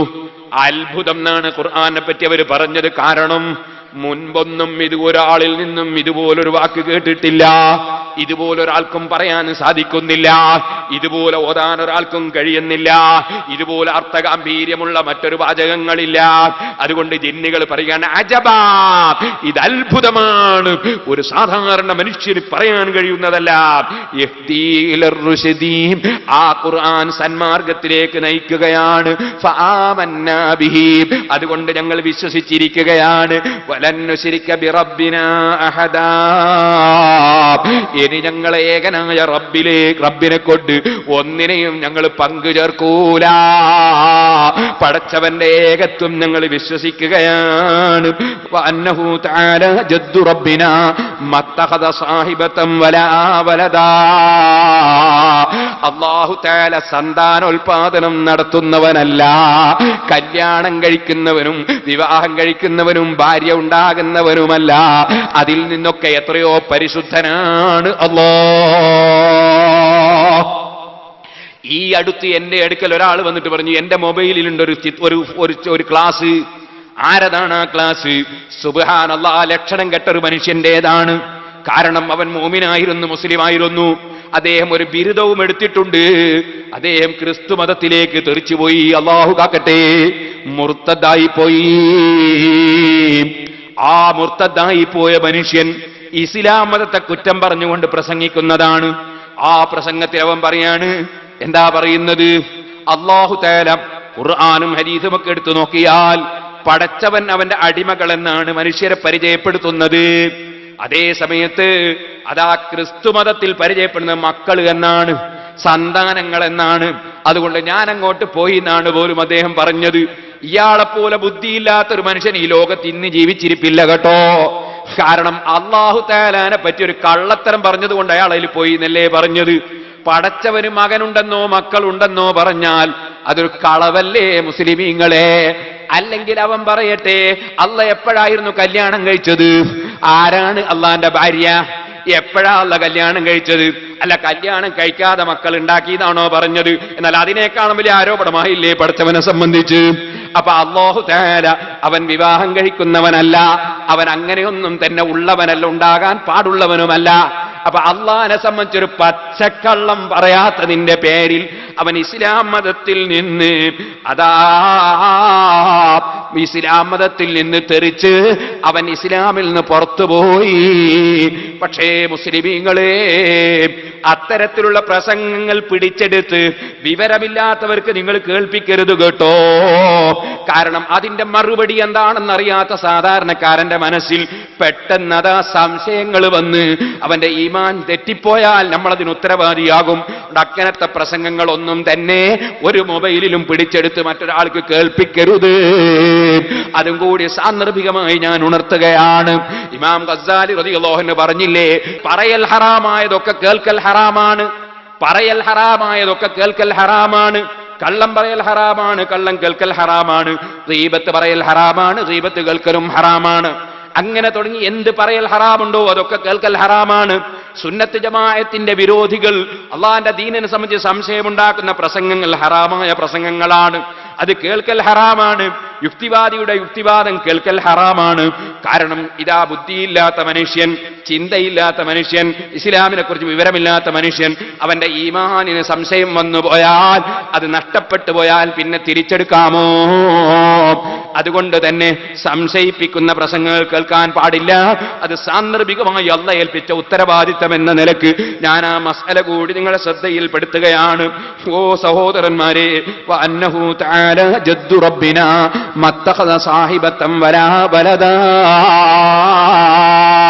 അല്ലാഹു ജല്ല ജലാലുഹു അവൻ ഉന്നതനാണ്, അവൻ ഒരിക്കലും തന്നെ മക്കളെ ഉണ്ടാക്കുന്നവനല്ല, ഒരിക്കലും തന്നെ വിവാഹം കഴിക്കുന്നവനോ ഭാര്യ ഉണ്ടാകുന്നവനോ അല്ല. അവൻ എല്ലാറ്റിനെയും ഇല്ലായ്മയിൽ നിന്നുണ്ടാക്കിയവനാണ്. ഇല്ലായ്മയിൽ നിന്നുണ്ടാക്കിയ പടച്ചവൻ ഉടമസ്ഥനല്ലേ? ഉടമസ്ഥന്റെ അടിമകളല്ലാത്ത ആരാണിവിടെ ഉള്ളത്? ഉടമസ്ഥന്റെ അടിമയല്ലാത്ത ആരാണിവിടെ ഉള്ളത്? അതുകൊണ്ട് തന്നെ അല്ലാഹുവിന്റെ അടിമകളല്ലാതെ ഇവിടെ ഒരു മലക്കുമില്ല, ഒരു ജിന്നുമില്ല, ഒരു നബിയുമില്ല, ഒരാളുമില്ല.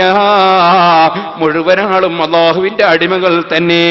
അവന്റെ പരിശുദ്ധ ഖുർആൻ അവന്റെ കലാമാണ്. അത് വല്ലാത്ത അത്ഭുതകരമായൊരു ഗ്രന്ഥമാണ്. സുബ്ഹാനല്ലാഹ്. ആ പരിശുദ്ധ ഖുർആൻ, അതും കൂടി ഒരു വാക്ക് പറയട്ടെ. ഇപ്പൊ പലരുടെയും മൊബൈൽ നോക്കിയാൽ ആ മൊബൈലിലുള്ള ട്യൂണ് ഖുർആനാണ്, അല്ലെങ്കിൽ അള്ളാന്റെ റസൂലിന്റെ മദ്ഹാണ്, അല്ലെങ്കിൽ അതുപോലത്തെ സംഗതിയാണ്. ഞാനൊരു കാര്യം പറയട്ടെ, ട്യൂണായിട്ട് ഖുർആൻ ഉപയോഗിക്കുന്നത് നല്ലതല്ല. ഞാൻ അത്രേ പറയുന്നുള്ളൂ. പാടില്ലെന്നാണ് പറയേണ്ടത്. എന്തുകൊണ്ടെന്നാൽ ഖുർആനിനോടൊരു അദബുണ്ട്. ഖുർആൻ എന്ന് പറയുന്നത് മറ്റൊരാൾക്ക് വിളിക്കാൻ വേണ്ടി ശബ്ദിക്കാനുള്ള സാധനമല്ല, നമ്മളെ വിളിക്കാൻ വേണ്ടി ശബ്ദിക്കാനുള്ള ഒരു സാധനമല്ല ഖുർആൻ.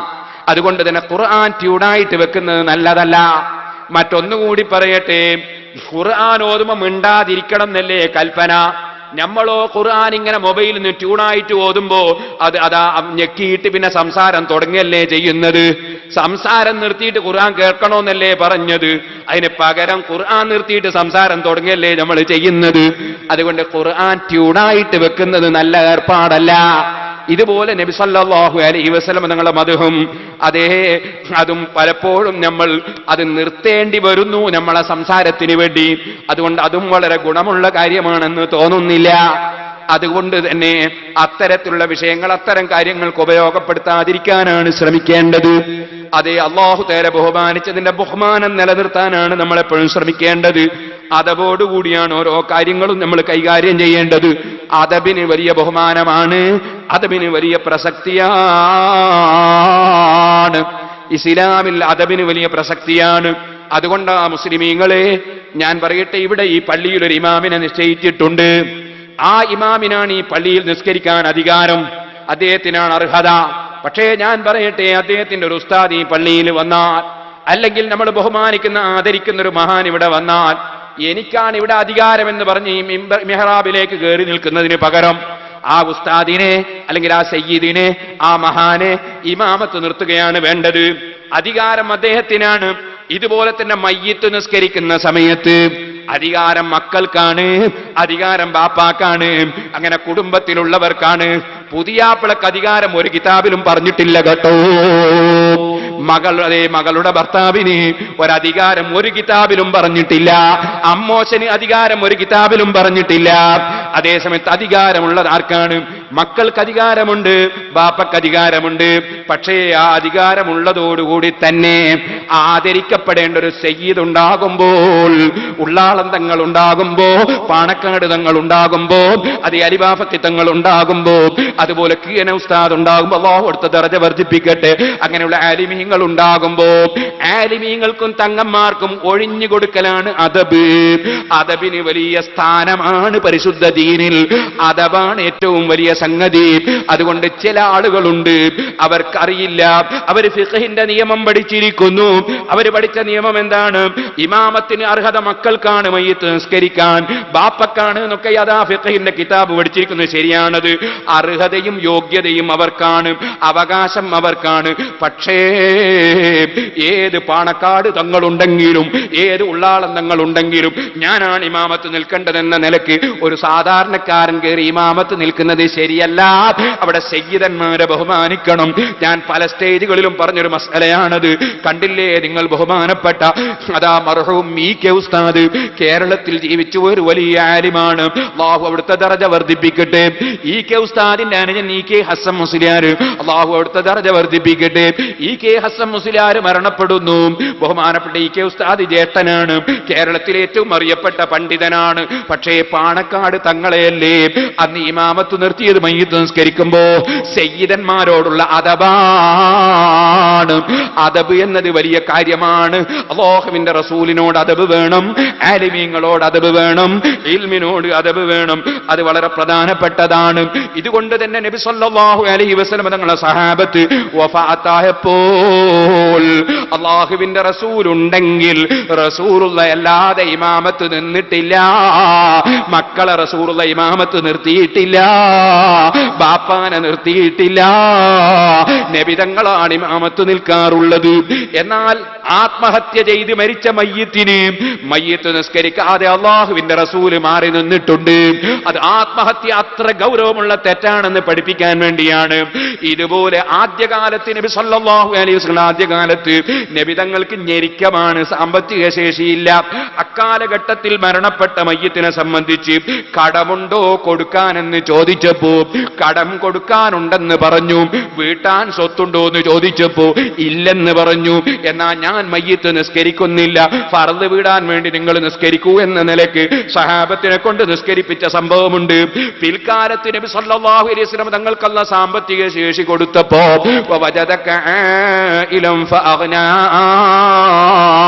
കഴിഞ്ഞ കൊല്ലം നമ്മൾ പാറക്കടവിൽ മദ്ഹുർ റസൂൽ പ്രസംഗത്തിൽ അത് വിശദീകരിച്ചിട്ടുണ്ട്.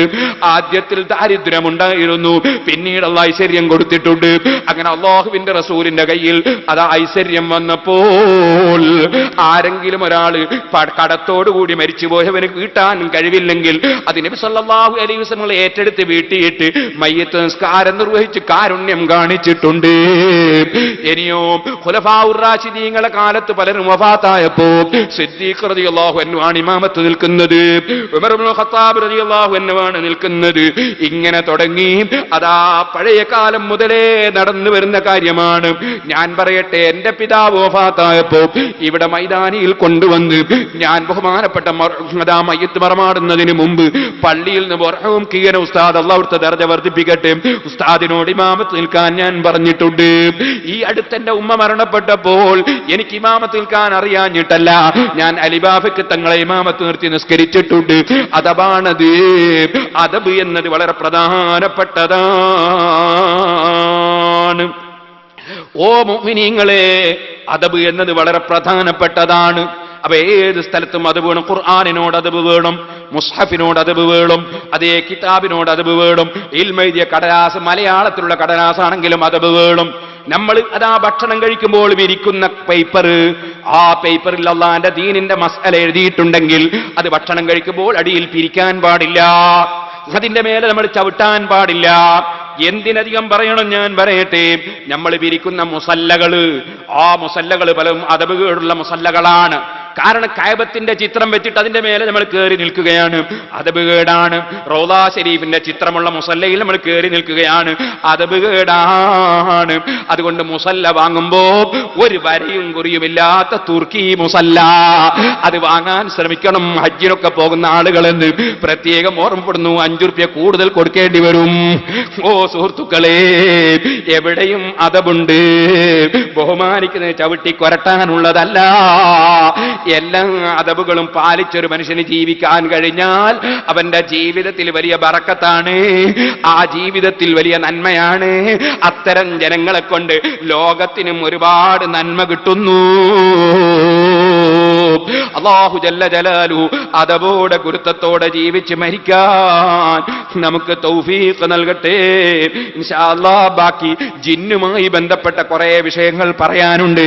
ഇൻഷാ അല്ലാഹ് നാളെ അല്ലാഹു തൗഫീഖ് ചെയ്താൽ ഞാൻ അതിനെ സംബന്ധിച്ചും മറ്റ് വിഷയങ്ങളെ സംബന്ധിച്ചും സംസാരിക്കാം. അല്ലാഹു സുബ്ഹാനഹു വ തആല നമ്മുടെ മജ്ലിസ് അവൻ പൊരുത്തപ്പെട്ട ദുആക്ക് ഇജാബത്തുള്ള മജ്ലിസായി നമ്മിൽ നിന്ന് ഖബൂൽ ചെയ്യട്ടെ. എന്റെ ചെറുപ്പക്കാർ എഴുന്നേറ്റ് നിൽക്കണം. ഞാനൊരു ചെറിയ സംഭവം മാത്രം പറയട്ടെ.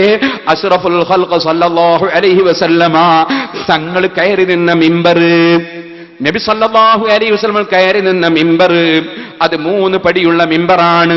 4ാമത്തെ പടിയിൽ ഇരിക്കലാണ്.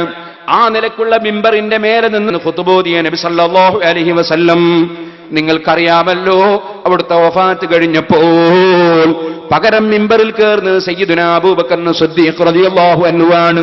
സിദ്ദീഖ് റളിയല്ലാഹു അൻഹു ഒരു പടി ചോട നിന്നിട്ട് അതാ ഖുതുബ നിർവഹിച്ചു. കാരണം എന്താണ്? കാരണം അല്ലാഹുവിന്റെ റസൂല് കയറുന്ന സ്ഥലത്ത് കയറി നിൽക്കാൻ അതൊരു ചെറിയ അദബുകേടാകുമോ എന്ന് തോന്നിപ്പോയി. ഉമർ ഇബ്നുൽ ഖത്താബ് റളിയല്ലാഹു അൻഹു അവിടുന്ന് ഒരു പടി കൂടി താഴെ നിന്നിട്ട് ഖുതുബ ഓതി. അങ്ങനെ പിന്നീട് താഴോട്ട് ഒരാരോത്തർ വന്നപ്പോ, പിന്നെ ഭൂമി കുഴിക്കേണ്ടി വരുമെന്ന രൂപം വന്നപ്പോ അലി ഇബ്നു അബീ ത്വാലിബ് റളിയല്ലാഹു അൻഹു ആ മിമ്പറിന്റെ പടികൾ മേൽപോട്ടേക്ക് ഉയർത്തി വെച്ച് അതാ മിമ്പറിന്റെ മേലെ തന്നെ കയറി ഖുതുബ ഓതി. അതുകൊണ്ടാണ് ഇന്നും മദീനത്തെ മിമ്പറിന്റെ പടിക്ക് എണ്ണം കുറെ കൂടുതലുണ്ട്. അദബ് പരിഗണിക്കുകയാണ് സഹാബത്ത്, അദബ് പരിഗണിക്കുകയാണ് ഇമാമിങ്ങൾ. ഇനി നിങ്ങൾ കണ്ടോ, ഖുനൂത്ത് ഓതൽ സുന്നത്താണ്, അതൊഴിച്ചാൽ 2 സഹ്വിന്റെ സുജൂദ് സുന്നത്താണ്. ഇമാം ശാഫിഈ റളിയല്ലാഹു അൻഹുവിന്റെ അഭിപ്രായം അങ്ങനെയാണ്. പക്ഷേ ബഹുമാനപ്പെട്ട ഇമാം അബൂ ഹനീഫ റളിയല്ലാഹു അൻഹുവിന്റെ മഖ്ബറ സിയാറത്തിന് വേണ്ടി ഇമാം ശാഫിഈ റളിയല്ലാഹു അൻഹു പോയപ്പോൾ അന്ന് രാവിലത്തെ സുബ്ഹി നിസ്കാരത്തിൽ ഖുനൂത്ത് ഓതിയില്ല. എന്തുകൊണ്ട് ഓതിയില്ല?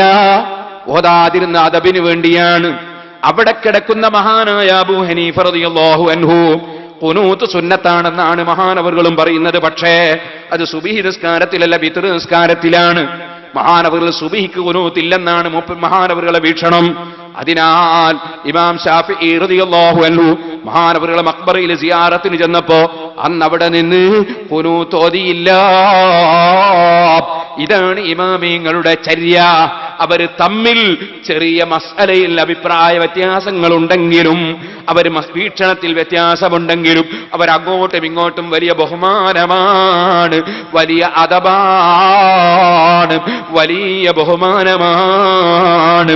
ഇപ്പൊ ആഖിർ സമാന്റെ ആളുകളായി പോയപ്പോ നമ്മൾ സംഘടനാ സങ്കുചിതത്വത്തിന്റെ പേരിൽ ആലിമീങ്ങൾ എന്റെ സംഘടനയിൽ പെട്ടവനല്ലെങ്കിൽ ഞാനെന്തിന് ബഹുമാനിക്കണമെന്നൊരു ചിന്ത പലരുടെയും മനസ്സിലേക്ക് വന്നു ചേരുന്നത് അത് തഖ്വയുടെ ചിന്തയല്ല കേട്ടോ.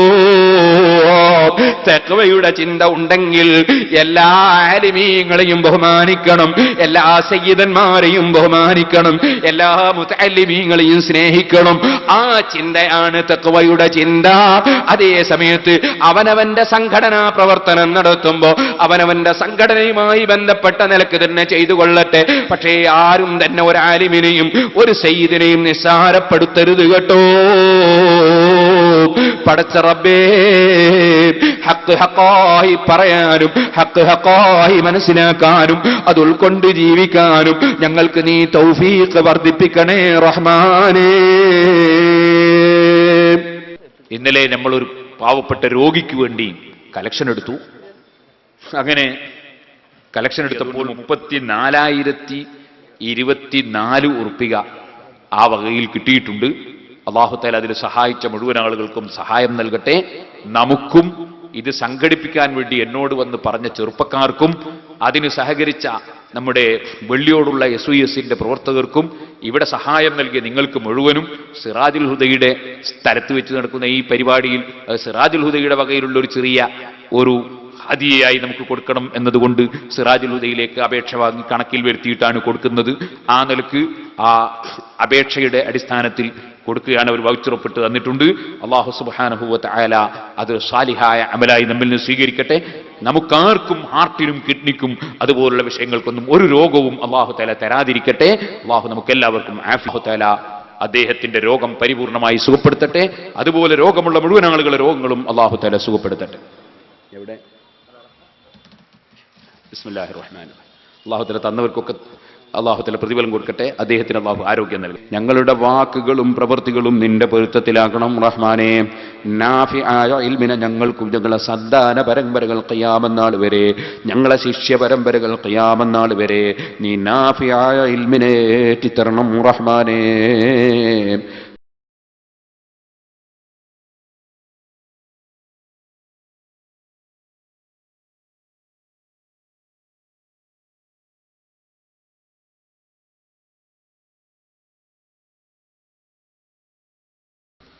بسم الله الرحمن الرحيم.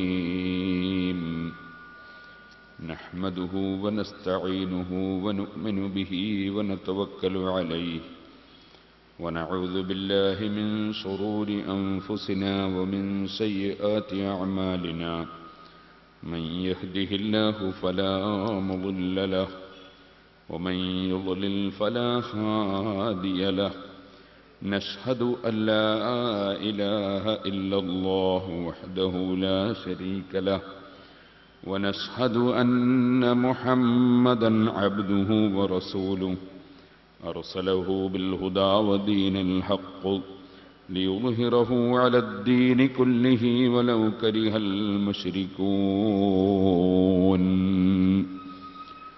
اللهم صل وسلم وبارك على رسولك وحبيبك سيدنا محمد وعلى آل وأصحاب سيدنا ومولانا محمد وعلى جميع الأنبياء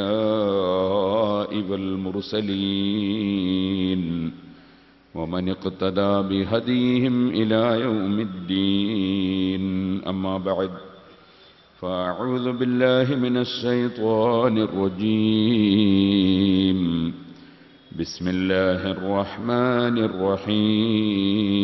الرحيم خلق الإنسان من صلصال كالفخار وخلق الجان من مارج من نار فبأي آلاء ربكما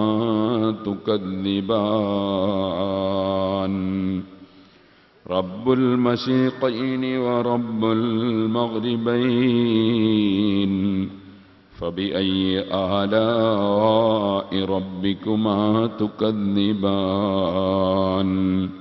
مرج البحرين يلتقيان بينهما برزخ لا يبغيان فبأي آلاء ربكما تكذبان يخرج منهما اللؤلؤ والمرجان فبأي آلاء ربكما تكذبان وله الجوار المنشآت في البحر كالأعلام فبأي آلاء ربكما تكذبان ولا بشيء من نعمك ربنا نكذب فلك الحمد صدق الله العلي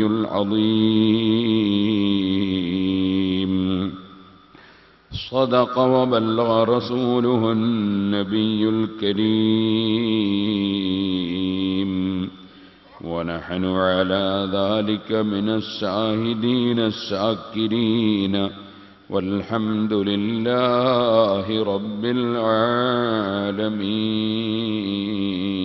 العالمين يا رب صل على من حل بالحرم طه الرسول الذي قد خص بالكرم يا رب بالمصطفى بلغ مقاصدنا واغفر لنا ما مضى يا واسع الكرم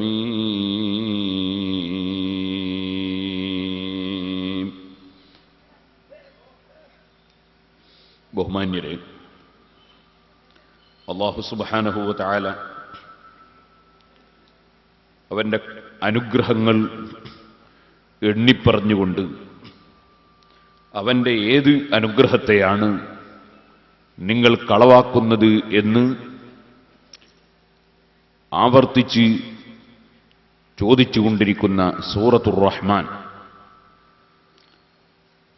ആ സൂറത്തുർ റഹ്മാനിൽ നാം എത്തി നിൽക്കുന്നത് നിങ്ങൾക്ക് ഓർമ്മയുണ്ടാകും. ഖലഖൽ ഇൻസാന മിൻ സൽസാലിൻ കൽ ഫഖാർ വഖലഖൽ ജാന്ന മിൻ മാരിജിൻ മിൻ നാർ ഫബിഅയ്യി ആലാഇ റബ്ബികുമാ തുകദ്ദിബാൻ. മനുഷ്യനെ അല്ലാഹു സുബ്ഹാനഹു വ തആല ഉണങ്ങിയ ചിലപ്പുള്ള മണ്ണിൽ നിന്ന് സൃഷ്ടിച്ചു.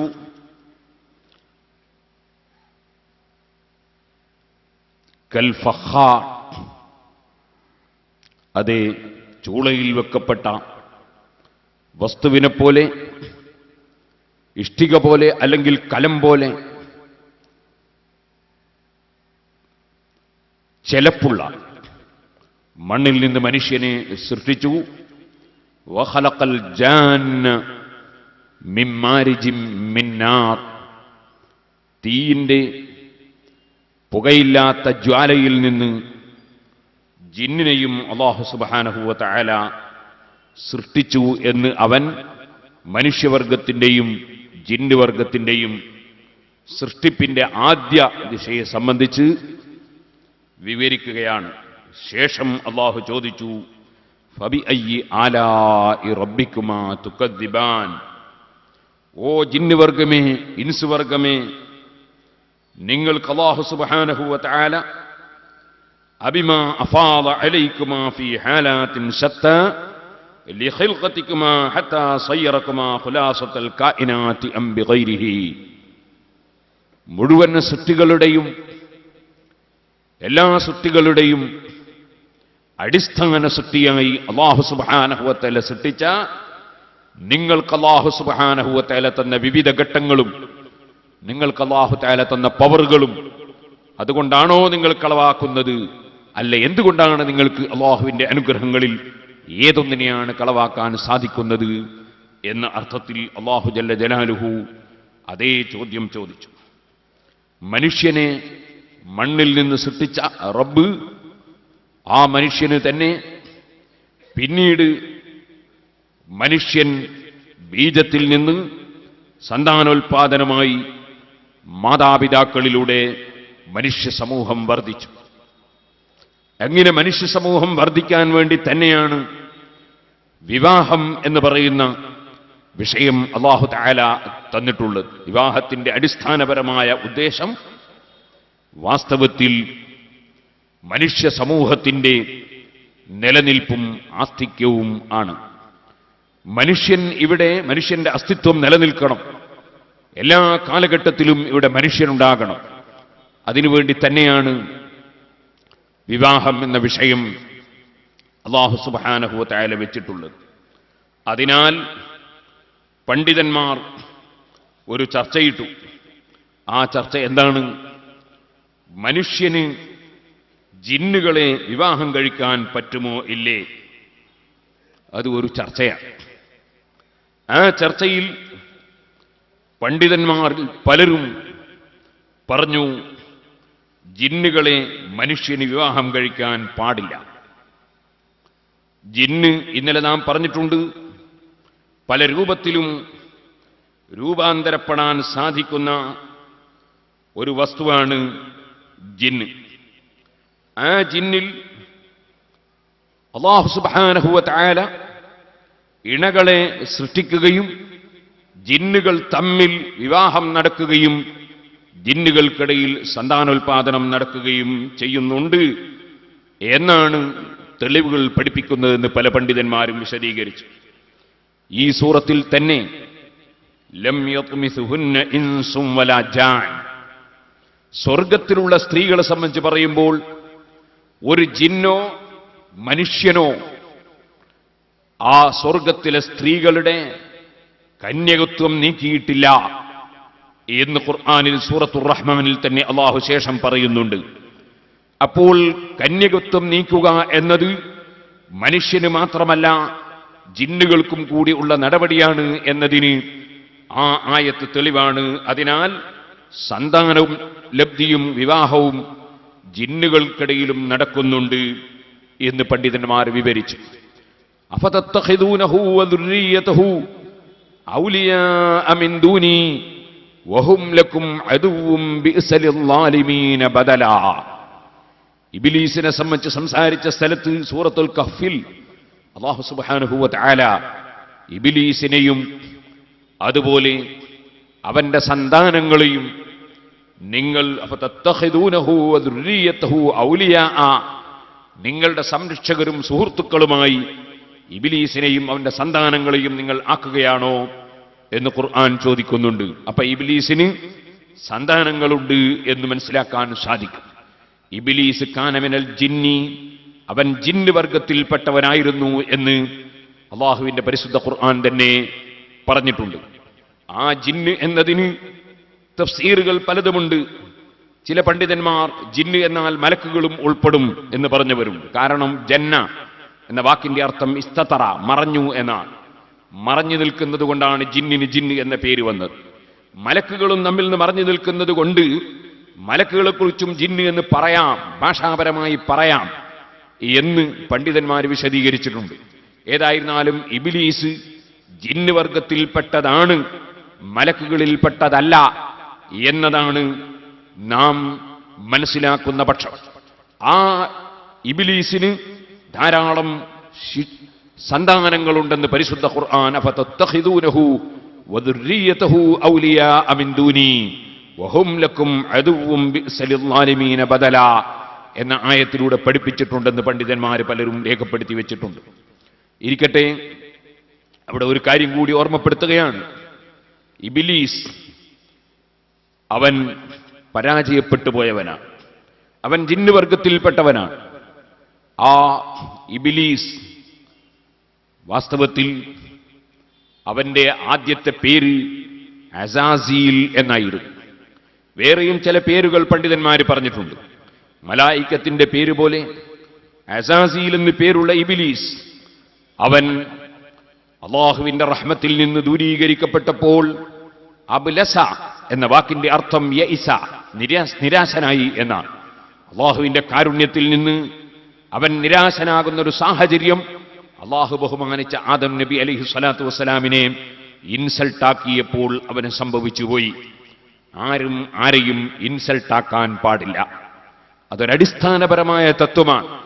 ഇൻസൾട്ടാക്കുക എന്നത് ഇസ്ലാമിന്റെ തത്വമല്ല.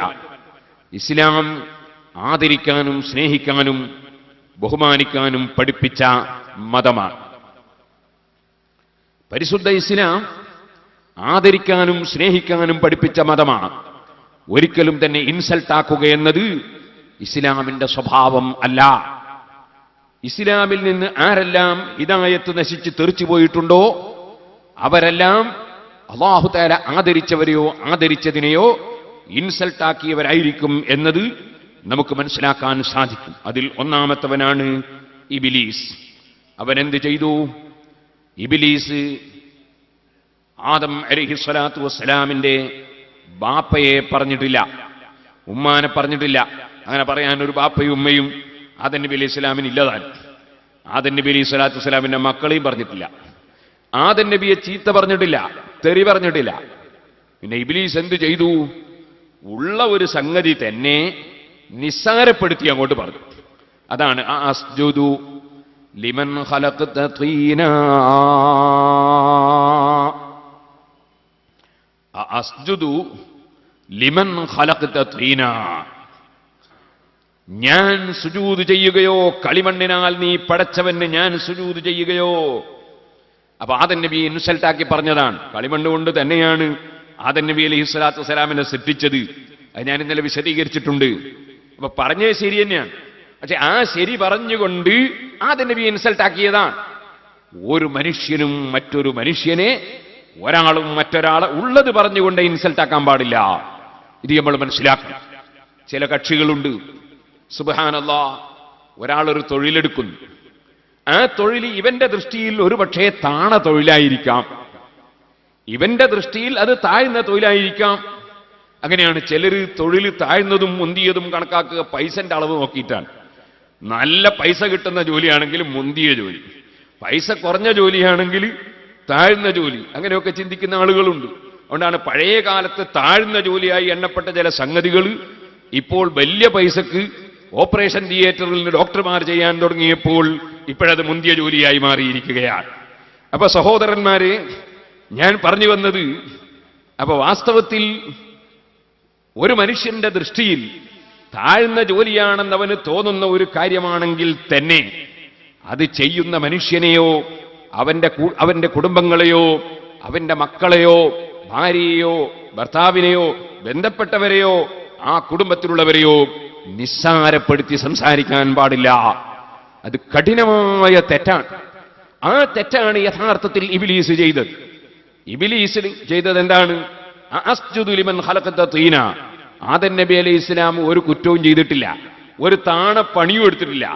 ആദം നബി അലൈഹി സ്വലാത്തു വസ്സലാം ഒരു ദോഷവും ചെയ്തിട്ടില്ല. ഇബ്ലീസിനേക്കാൾ എത്രയോ മഹത്വം എന്തുകൊണ്ടും ആദം നബി അലൈഹി സ്വലാത്തു വസ്സലാമിനാണ്. തീ കൊണ്ടാണല്ലോ അവനെ പടക്കപ്പെട്ടത്. തീ എന്ന് പറഞ്ഞാൽ നശിപ്പിക്കുന്ന സാധനമാണ്. മണ്ണ് കൊണ്ടാണല്ലോ ആദം നബി അലൈഹി ഇസ്ലാമിനെ പടക്കപ്പെട്ടത്. മണ്ണ് എന്ന് പറഞ്ഞാൽ ഉൽപ്പാദിപ്പിക്കുന്ന സാധനമാണ്, എല്ലാവർക്കും അറിയാവുന്നതാണ്. തീ നന്നായി കത്തുമ്പോ കുറച്ച് മണ്ണെടുത്തിട്ട് തീയിലങ്ങിട്ടാ തീ അങ്ങ് കെട്ടുപോകും, അത്രയേ തീക്ക് ശക്തിയുള്ളൂ. അപ്പൊ മണ്ണിന് തീയിനേക്കാൾ ശക്തിയുണ്ട്.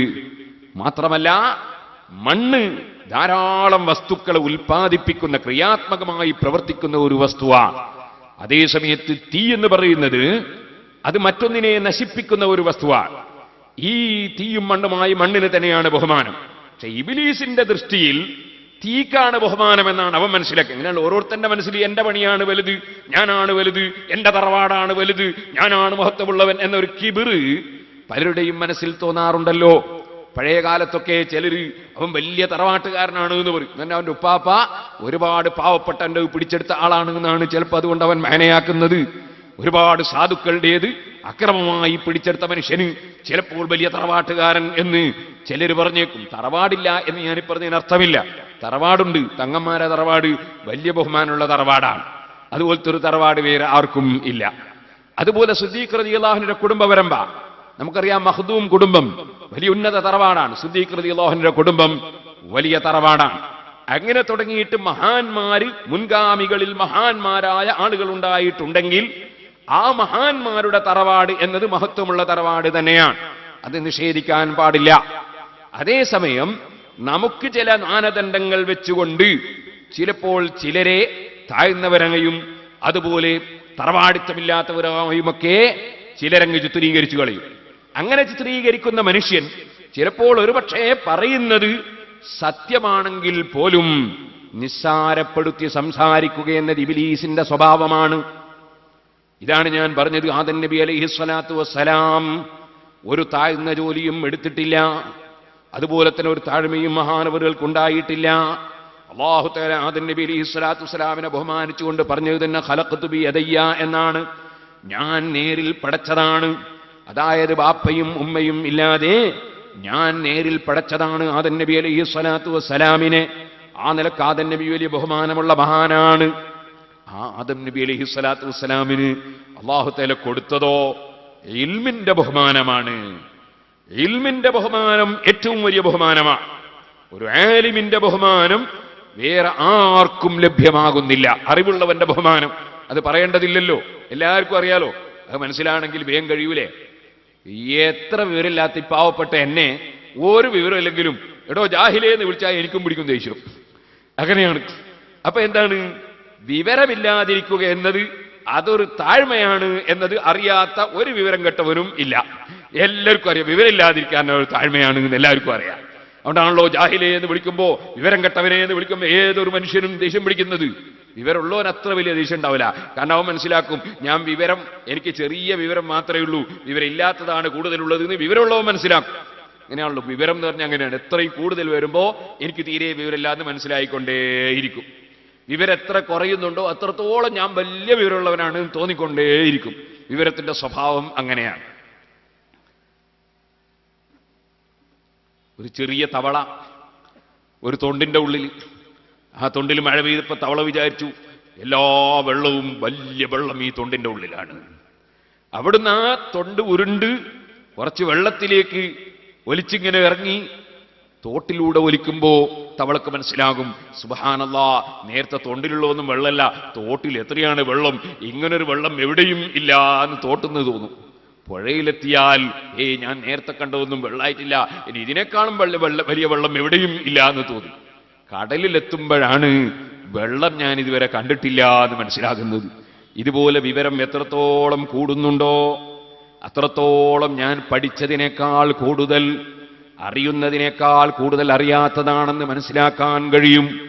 അതുകൊണ്ടാണ് സുഹൃത്തുക്കളെ, നിങ്ങൾക്ക് കാണാം 5ഉം 10ഉം വർഷം കിതാബോധി പഠിച്ച ആലിമീങ്ങൾ, അല്ലെങ്കിൽ 10ഓ 20ഓ വർഷം കിതാബോധി പഠിച്ച ആലിമീങ്ങൾ, അവർ കല്യാണ വീട്ടിൽ വന്നാൽ അവരിങ്ങനെ സൈലന്റായി ഇരിക്കുന്നത് കാണാം. നേരെ മറിച്ച് 4 പുസ്തകം വായിച്ചൊരു ചങ്ങാതി ഒരു മൂലയിൽ നിന്നിട്ട് എല്ലാവരോടും തർക്കിക്കാൻ ഇറങ്ങുന്നത് കാണാം. കാരണം ഈ തവളയുടെ സ്വഭാവമാണ്. വെള്ളം തീരെ കണ്ടിട്ടില്ല, തൊണ്ടിലാണുള്ളത്. അപ്പൊ തോന്നുന്നത് ഇതുപോലത്തെ വെള്ളം വേറെ എവിടെയും ഇല്ല, ഞാൻ കണ്ടതിനപ്പുറം ഇല്ല എന്നാണ്. ഈ തവളക്ക് തോന്നുന്നത് പോലെ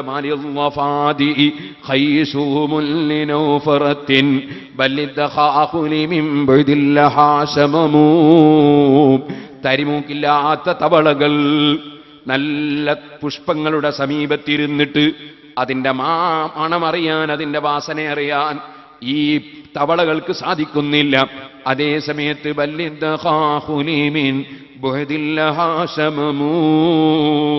വളരെ അകലങ്ങളിൽ നിന്ന് ചിത്രശലഭങ്ങൾ അതാ പാറിപ്പറന്നു വന്ന് ഈ തേൻ നുകർന്നെടുക്കുന്നുണ്ട്.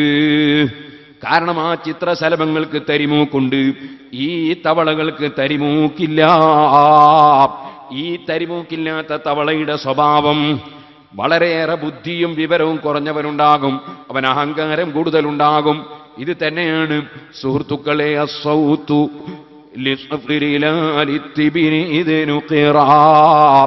കിണ്ണത്തിന് മുട്ടിയാ വലിയ ശബ്ദമാണ്, പൊന്നിന് മുട്ടിയാൽ ശബ്ദമില്ല. പൊന്ന് കൊണ്ടുവന്ന് മുട്ടി നോക്കുമ്പോൾ ശബ്ദമില്ല.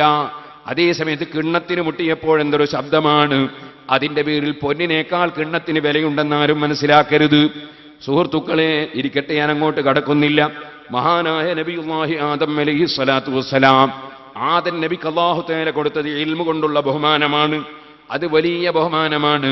ആ ഇൽമു കൊടുത്ത് ബഹുമാനിച്ചതിന് ശേഷമാണ് മഹാനായ ആദം നബി അലൈഹി സ്വലാത്തു വസ്സലാമിന് സുജൂദ് ചെയ്യണമെന്ന് മലായികത്തിനോട് അല്ലാഹു തആല കൽപ്പിക്കുന്നത്. അതും മലക്കുകൾക്ക് ആദം നബി അലൈഹി ഇസ്ലാമിനെ അറിയുന്ന വിഷയങ്ങൾ അറിയില്ല എന്ന് ബോധ്യപ്പെടുത്തിയതിന് ശേഷമാണ്. പക്ഷേ മലക്കുകൾ അവിടെ അള്ളാഹുവിന്റെ കൽപ്പനയ്ക്ക് വിധേയമാകുന്നു, സത്യം അംഗീകരിക്കുന്നു, അവർക്ക് മർക്കടമുഷ്ടിയില്ല. അവർ ആദം നബി അലൈഹി ഇസ്ലാമിന് സുജൂദ് ചെയ്യുന്നു. ഇബ്ലീസ് മാറി നിൽക്കുന്നു. ആ ഇബ്ലീസിനോട് എന്തുകൊണ്ട് എന്ന് ചോദിക്കുമ്പോ അദ്ദേഹം സുജൂദ് ചെയ്തില്ല എന്ന് മാത്രമല്ല, ഇബ്ലീസ് അതാ മഹാനായ ആദം നബിയെ ഇൻസൾട്ടാക്കി സംസാരിക്കുന്നു. അസ്ജുദു ലിമൻ ഖലഖത തീനാ. മറ്റൊരായത്തിൽ അല്ലാഹു പറഞ്ഞു ഖലഖതനി മിൻ നാരിൻ വ ഖലഖതഹു മിൻ തീൻ. കളിമണ്ണ് കൊണ്ട് പടച്ച ഇവന് ഞാൻ സുജൂദ് ചെയ്യുകയോ?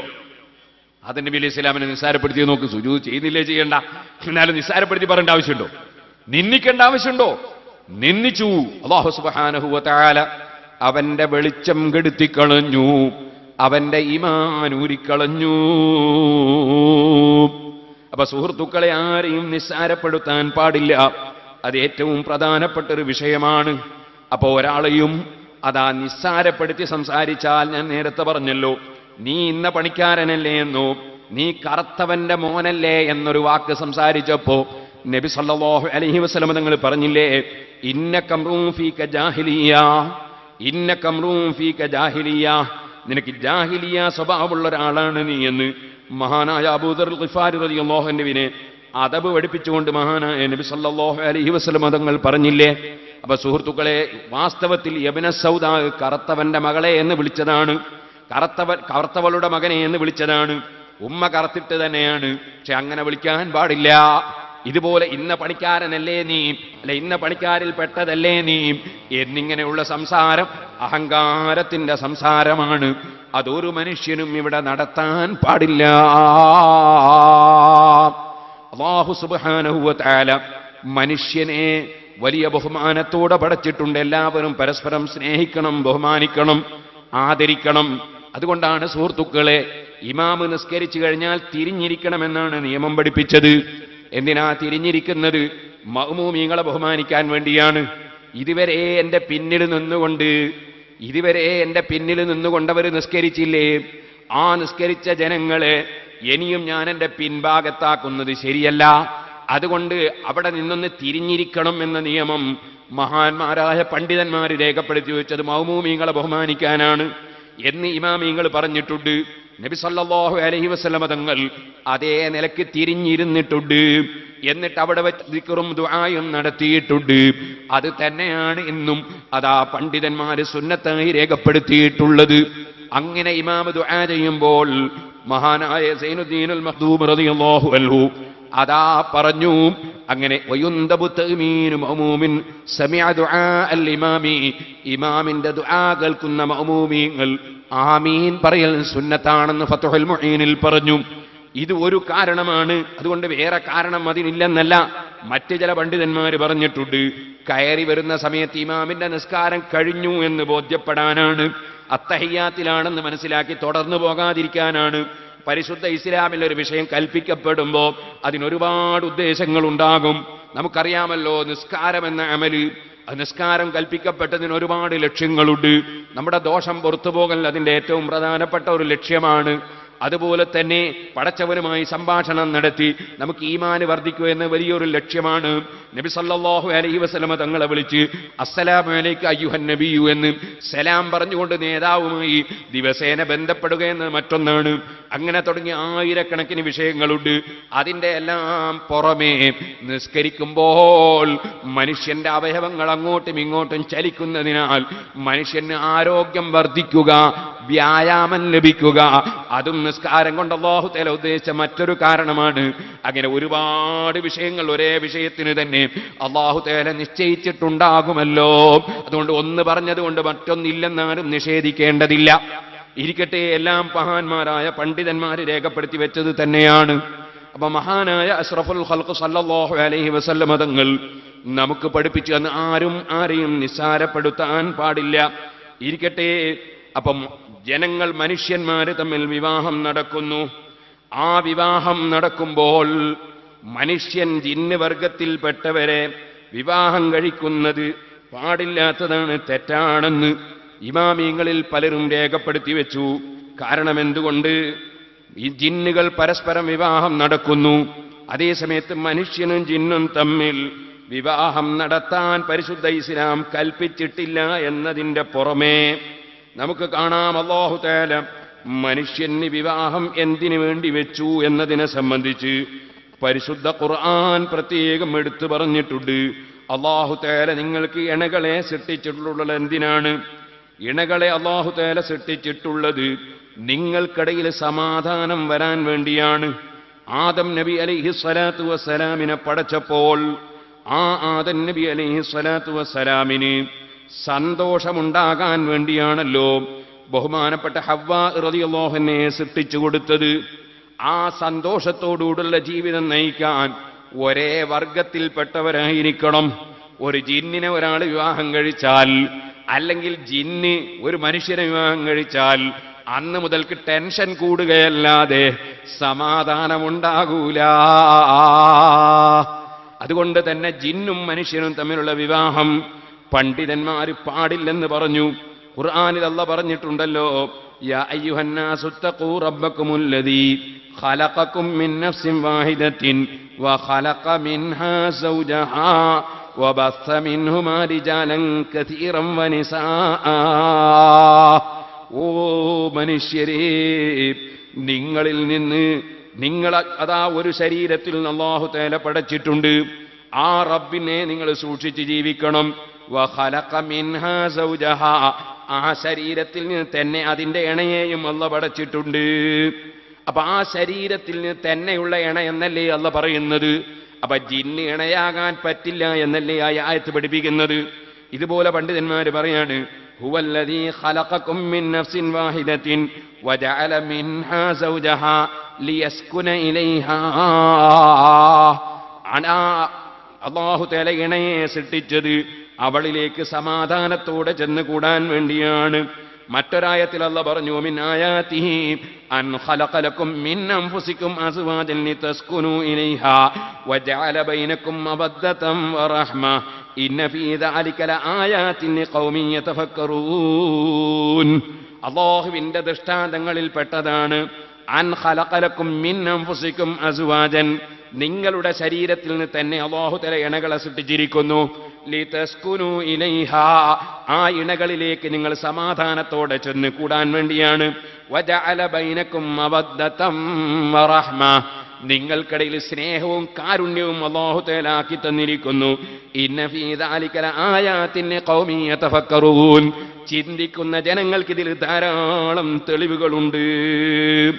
ഇത്തരം ആയത്തുകൾ ഉദ്ധരിച്ചുകൊണ്ട് ഇമാമികൾ പറയാണ്, വൽ ജിന്നു ലൈസൂ മിൻ അൻഫുസിനാ, ജിന്ന് ഒരിക്കലും തന്നെ നമ്മുടെ ശരീരത്തിൽപ്പെട്ടതല്ല. ഫലം യുജഅൽ മിൻഹും അസ്വാജുൻ ലനാ, അതുകൊണ്ട് ജിന്നുകളിൽ നിന്ന് നമുക്ക് അല്ലാഹു തആല ഇണകളെ നിശ്ചയിച്ചിട്ടില്ല. ഫലാ യകൂനൂന ലനാ അസ്വാജൻ ലിഫവാത്തിൽ മഖ്സൂദി മിൻ ഹില്ലിൻ നിക്കാഹി മിൻ ബനി ആദം വഹുവ സുകൂനു അഹദി സൗജൈനി ഇലൽ ആഖരി.